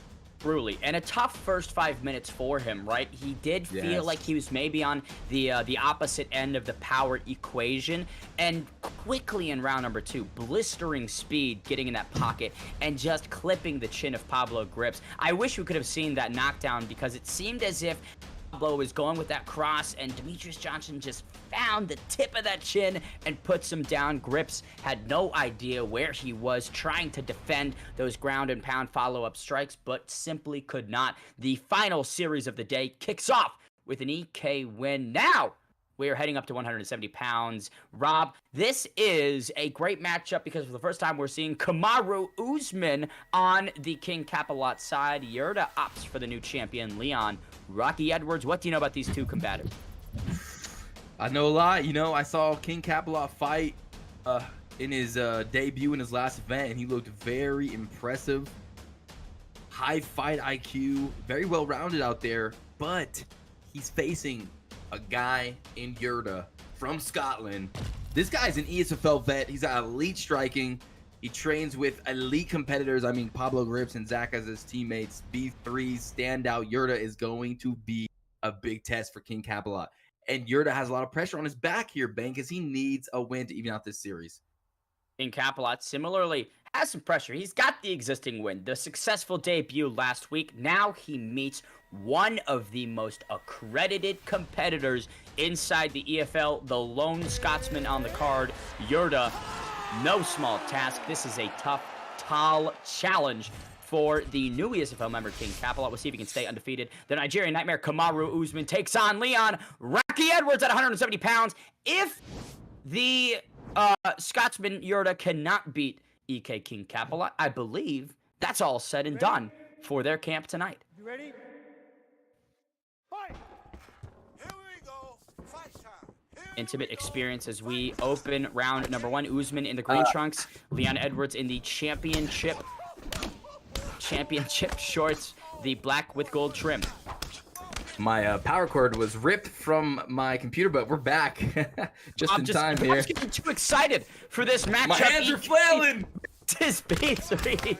Capalot pushing forward, Yurda on the back foot, but still returning quite nicely through this first minute of the first round. Yeah, Capalot. Ooh, beautiful decision there. Upstairs, downstairs. There's the takedown. Oh, man, the synergy from his striking to his grappling is so impressive. Excellent work against the cage. Yurda can use it to pop up, but the grappling advantage seems to be fading into the side of Capalot. Yeah, for sure. Capalot with a big takedown on top. Good denial there from the bottom position from Yurda. Yurda trying to build the GA. Looks like he has it. This is going to be a nice little get up. No. I love that underhook, gets to his knees, now finds his feet. Capalot chooses to clinch, throws a knee, and a strike off the exit. Oh, that knee was nasty. Nice little knee there, sharp as well. Yurda is not to be trifled with here, Bane. Shades of Gregory Rodriguez and Chidi and Jokuwani last night. Rodriguez shoots for the takedown, eats a knee for his troubles. Kamaru Usman, though, does have a chin on him. Yes, he does, and he's got some power in those shots now, and he's long and he's strong with the straight and the jab, but kickboxing, the speed, the combination is so nasty on Yurda. Yurda once again representing Scotland, one of the only ESFL competitors to hail from that country. A lot of pressure on his shoulders due to it. Midway through this first round, 2 minutes left. Rob, what are you seeing? I'm seeing Yurda starting to pick apart Capalot. He's landing that lead hook really nicely. He's switching it up, baiting the teeps. I mean, he's starting to find his rhythm here, and Yurda's striking is so nasty. I love the patience by both guys as well. I mean, they really are waiting and finding their openings in different angles. Good push kick attempt right there from Usman. Low kick from Edwards. Yeah, that low kick is going to pay dividends in the later round, and that straight sneaks through. Yeah, Yurda just finding his rhythm here in the later part of round number 1, and that lead hook, oh man, that is money for Yurda. Capalot high on that single, doesn't get it. Edwards slams some knees to the body for his troubles. Final minute of round number 1. In my opinion, it's still up for grabs. I believe Yurda is going to be awarded this first round if we do make it to the decision, but who knows? Usman might make a big moment in these last 30 seconds. Yeah, and I'm noticing like a nice big range gap here. Yurda really fighting off of his back foot, staying in kickboxing range, coming forward, attacking with his boxing, and then getting out of dodge, and really keeping Capalot away. And just Capalot's not able to really land any shots here. Close first round, you can see 55 strikes to Yurda, 37 to Kamaru Usman. King Capalot, though, notches 16 significant strikes to the 11 significant strikes of Yurda. So big differential, right? That's what we talk about with the judging in this game. What do the judges value? A big lopsided edge in total strikes, or the power that comes with significant strikes? We will find out. Second round gets underway. Already Yurda punishing the face of Kamaru Usman. Yeah, very interesting. On paper, it seems like Capalot won that round, but watching, it seems like Yurda was doing more damage. But here comes Capalot taking the center of the octagon, really attacking that body with that straight. But the knee responses and the teep kicks from Yurda to keep him at bay. And you can also see the speed advantage that Yurda is benefiting from. He is just fading in and out of the pocket, but Usman sits on those strikes like a champion. Yes, he does. A lot of power on those hooks and those uppercuts from Mr. Kamaru Usman, but he's getting tagged by Yurda pretty bad right here. Nasty strikes from Yurda, even on the back foot. Rob, no massive moments yet, but I sense something big might be coming. 3 minutes and 35 seconds remain in this second round. Both guys have a lot of stamina with which to work. Yes, they do. Both guys have really done any significant damage, but Yurda is starting to add up the damage to the head, to the leg. Good punch right down the pipe, but here comes Kapalot responding. Back and forth, tit for tat. A chess match of the truest nature. Indeed, big hooks coming from Kapalot. Trying to find his range here. Trying to get through the defense of Yurda. Yurda fighting very well with a long range. Oh. Oh, he's going for the takedown. Beautiful work from Edwards to deny that and break that body lock. Usman sneaks a big left hand through. Oh, the straights from Yurda. Beautiful. There's the block pressure. Looks like that Kapalot wants to do a little block breaking here, but those 1-2s, the long strikes, the leg kicks, the teep kicks, Yurda just keeping him at bay and the takedown, but no, Yurda with the denial as well. Good takedown defense for Yurda. Fantastic from the Scotsman so far. Through 9 minutes, he has looked great. And again, let's talk about the pressure that sits on his shoulders. If he loses, then the what does the B3 stand for again? Body. The triple Bs, baby. Triple Bs. Yeah, they'll lose. They will lose. So Yurda needs to win here. He is in a back against the wall position, and he's fighting expertly through it. Just over 60 seconds remain in round number 2. Yeah, I'm starting to feel the momentum shift a little bit here, Bane. Kapalot putting a lot of pressure. Yurda's stamina is kind of depleting here. Still, though, dishing out some sharp punishment on Kapalot, but Kapalot's finding his mark a little bit, doing some damage onto Yurda. Bang Bang Bullies is the full acronym. I believe they are standing up against those that look down on others. What a noble message. 30 seconds remain in round number 2. Kapalot still trying to melt away Yurda. The stamina is dwindling. Yurda breathing heavily. There's the takedown. This time he cannot deny it. On top, Kapalot to finish off the round. What a takedown. And that's a much-needed takedown for King Kapalot in terms of the complexion of those second 5 minutes. These stats dead even at 46 apart. 11 significant strikes to Kapalot, 12 to Yurda. But with that takedown, Rob, I can easily see a situation where now Yurda might need a finish. For sure, yeah. Yurda may have his back against the wall here. The first 2 rounds could be in the favor of Kapalot. Could be 1-1. I'm not really sure. It's a very close fight, but Kapalot at the end of that second round, Bane, really finds some success. There's the takedown as well, but the denial by Yurda. He refuses to go down. Excellent defense from Yurda tonight. He has been taken down on several occasions, but more often than not, he's popping back up to the feet and now popping the chin of Kamaru Usman. Yes, sir. There's the leg kicks as well. But that hook from Kapalot is money right now. Oh, he's just finding his mark time and time again.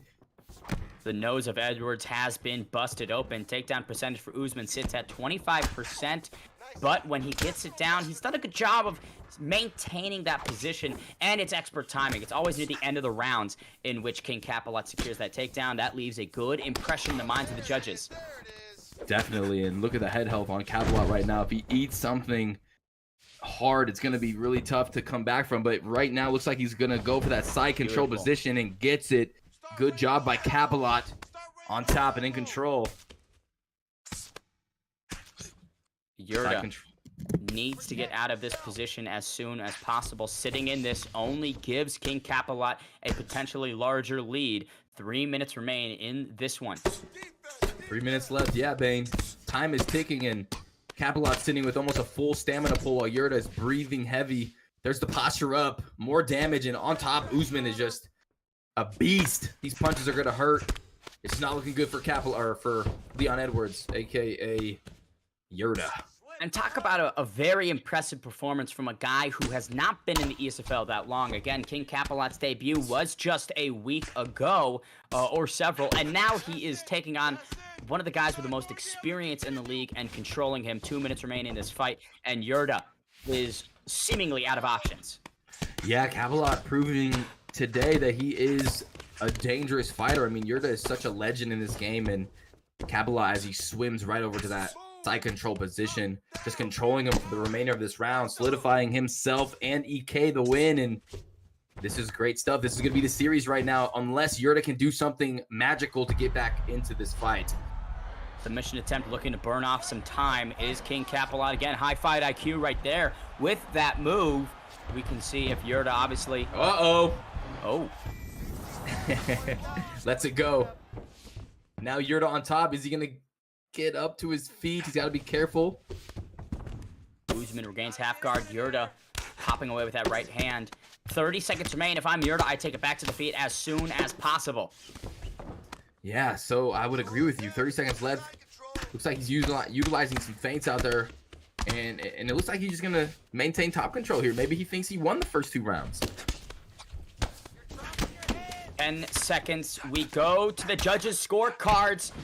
Maybe a lesser impact type fight than we've seen in other ones tonight, but surely a high IQ performance from both guys. You can see that knee early in round 1 from Yurda, definitely connected on the chin. Round number 2, this is where King Cavalot started to take over. A lot of good body work in round number 3. The grappling from King Cavalot was immense, but we're seeing a couple highlights from Yurda. Who knows what the judges are going to think?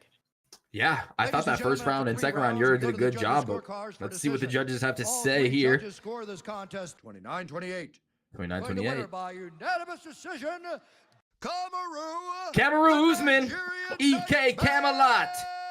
And that is it for the Triple Bs tonight. EK Cherry sealed the deal against Pablo Grips. King Cavalot finds the decision win over the Scotsman Yurda. What a performance from EK. I mean, they are doing everything tactically, everything cerebral. Last fight doesn't really matter.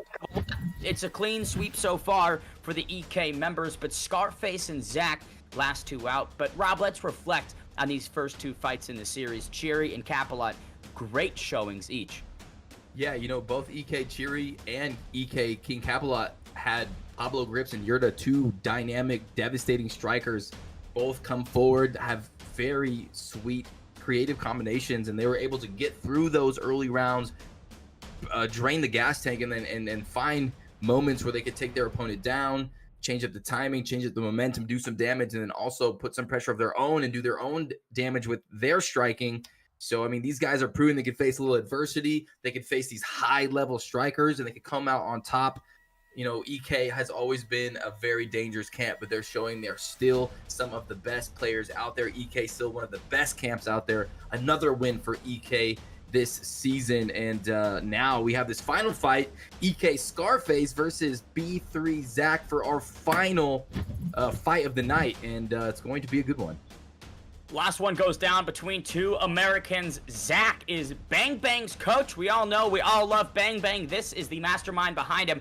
Heavy pressure on the feet. Zach comes forward and punishes you inside the pocket and at range. In the event it hits the mat, he is fantastic off of his back, both in terms of threatening submissions and also finding his way back to the feet. Rob, what can you tell me about EK Scarface? EK Scarface, you know, another dangerous member trying to prove himself out there. I've seen him a few times. He's got high fight IQ. He's a entertainer out there on the sticks and very unpredictable in his game, fighting out of the USA. And B3 Zach, if you guys know Bang Bang, one of the nastiest strikers, pressure boxers in the game, Zach is actually his coach. So this is going to be a pretty good fight to finish things off. And let's see what sort of picks we got here. Looks like Dustin Poirier for Yellow Flash. Didn't we see Yellow Flash already? I'm going to assume that Zach and Yellow Flash could potentially be related, and they're just operating on the same account. Who knows? Either way, we've got Conor McGregor with EK Scarface and Dustin the Diamond Poirier. Both gentlemen are Americans, but again, this series has been decided. EK walks away with the win, but we get some more excitement at 155 pounds to conclude Season 4, Week 3 of the ESFL. Yes, here we go. Respect being shown. The final fight of the night. Conor McGregor and Dustin Poirier should be a good one. The striker's delight. Here comes Conor early. A little bit of 1, 2, 3 from McGregor. Yeah, pixelated screen is what we're seeing. Oh, hand from Poirier. And Scarface just throwing power elbows in close. These guys clearly have some place to be. They want this one over early. McGregor throwing nothing but heat-seeking missiles to the chin of Dustin Poirier. And they are finding their target. Beautiful pull counter there by Zach. Backing up McGregor early. Love that jab from Poirier. McGregor, wings over some power. Body kick caught from Poirier. And this is such a fast pace. Overhand lands. Zach throwing bombs. McGregor up against the cage. Not necessarily in survival mode yet, but he's taken a ton of damage early. Yeah, he has. He's eating some big shots. He's landed a few of his own, but Zach is on him right now. Beautiful head movement right there from Zach. Now he's on the attack. 2 minutes. Spinning rear kick from McGregor. And he just connects with 4 power shots right on the block, pleading that head health. But still, Zach plodding forward.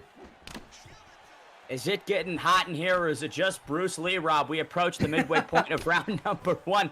The Diamond versus the Notorious. Each guy winging nothing but nuclear strikes. Big pullback right there for Zach. Doesn't land, but Scarface has to be wary of those counters from Poirier. Yes, he does. Oh, another kick combination from Mr.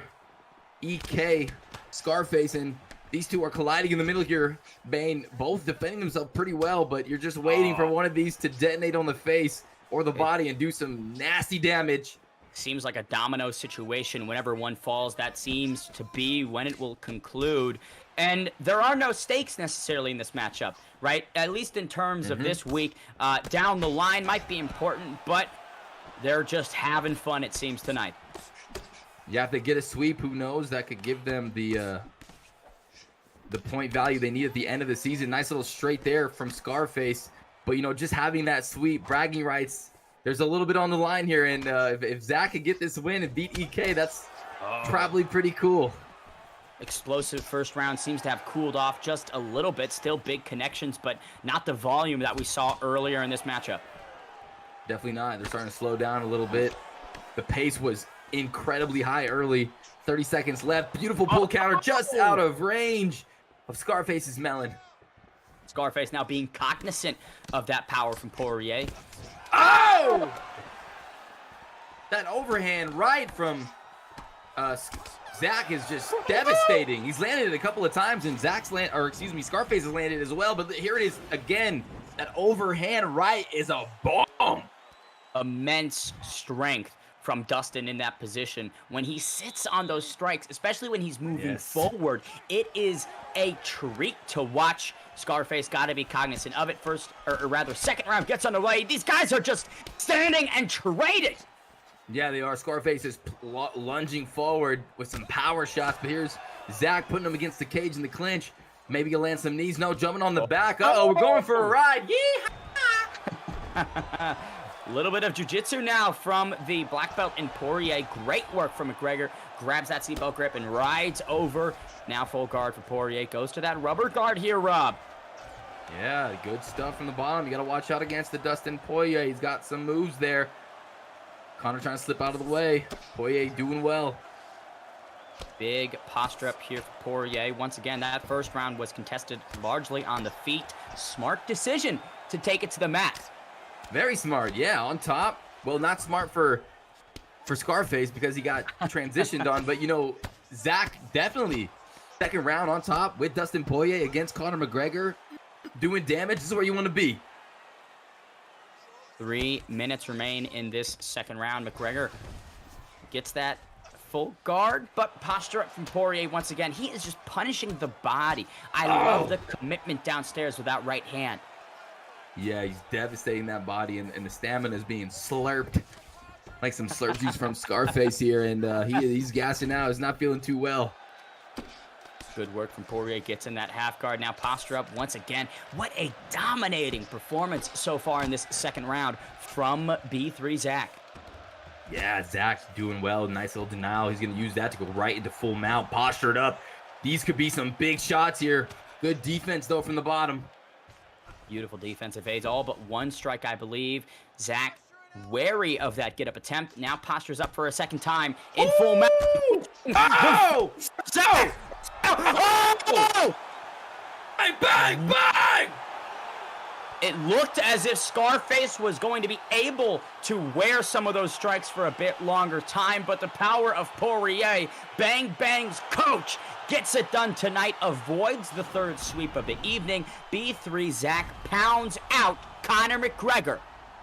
Pounds him out, gets the win for B3. A little bit of bragging rights now for Zach. Finally, someone from the EK falls, and it is Scarface.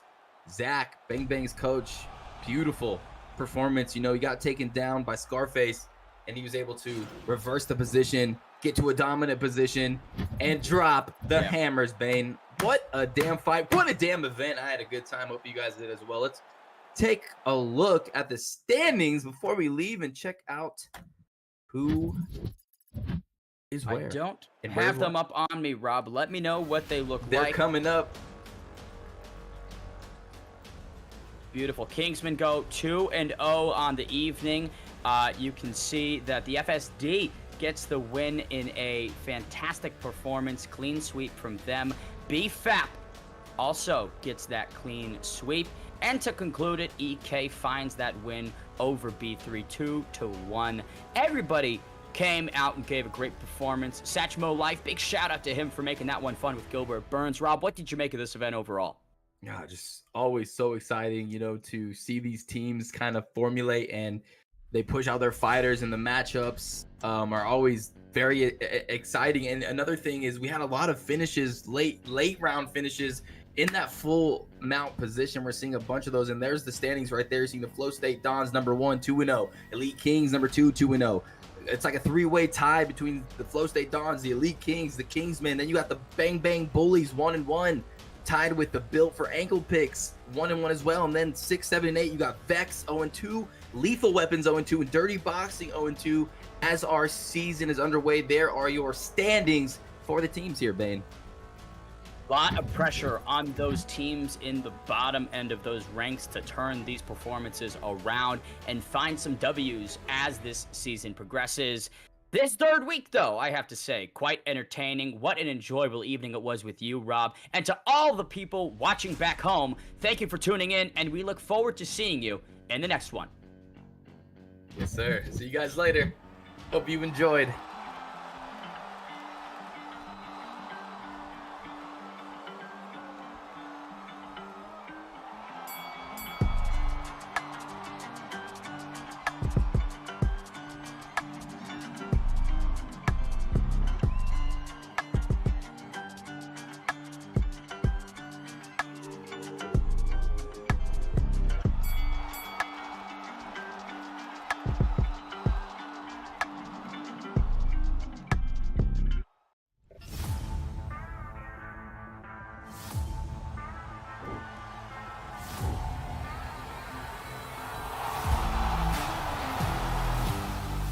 Nice and fast, already try. Oh, beautiful counter to the takedown.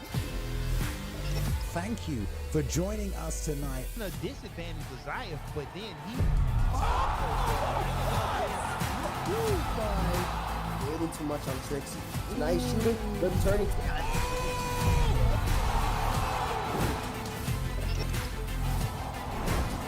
Watching our Twitch, watching on YouTube, watching from around the world tonight. I know the UFC isn't on right now, but guess what? The virtual octagon is here.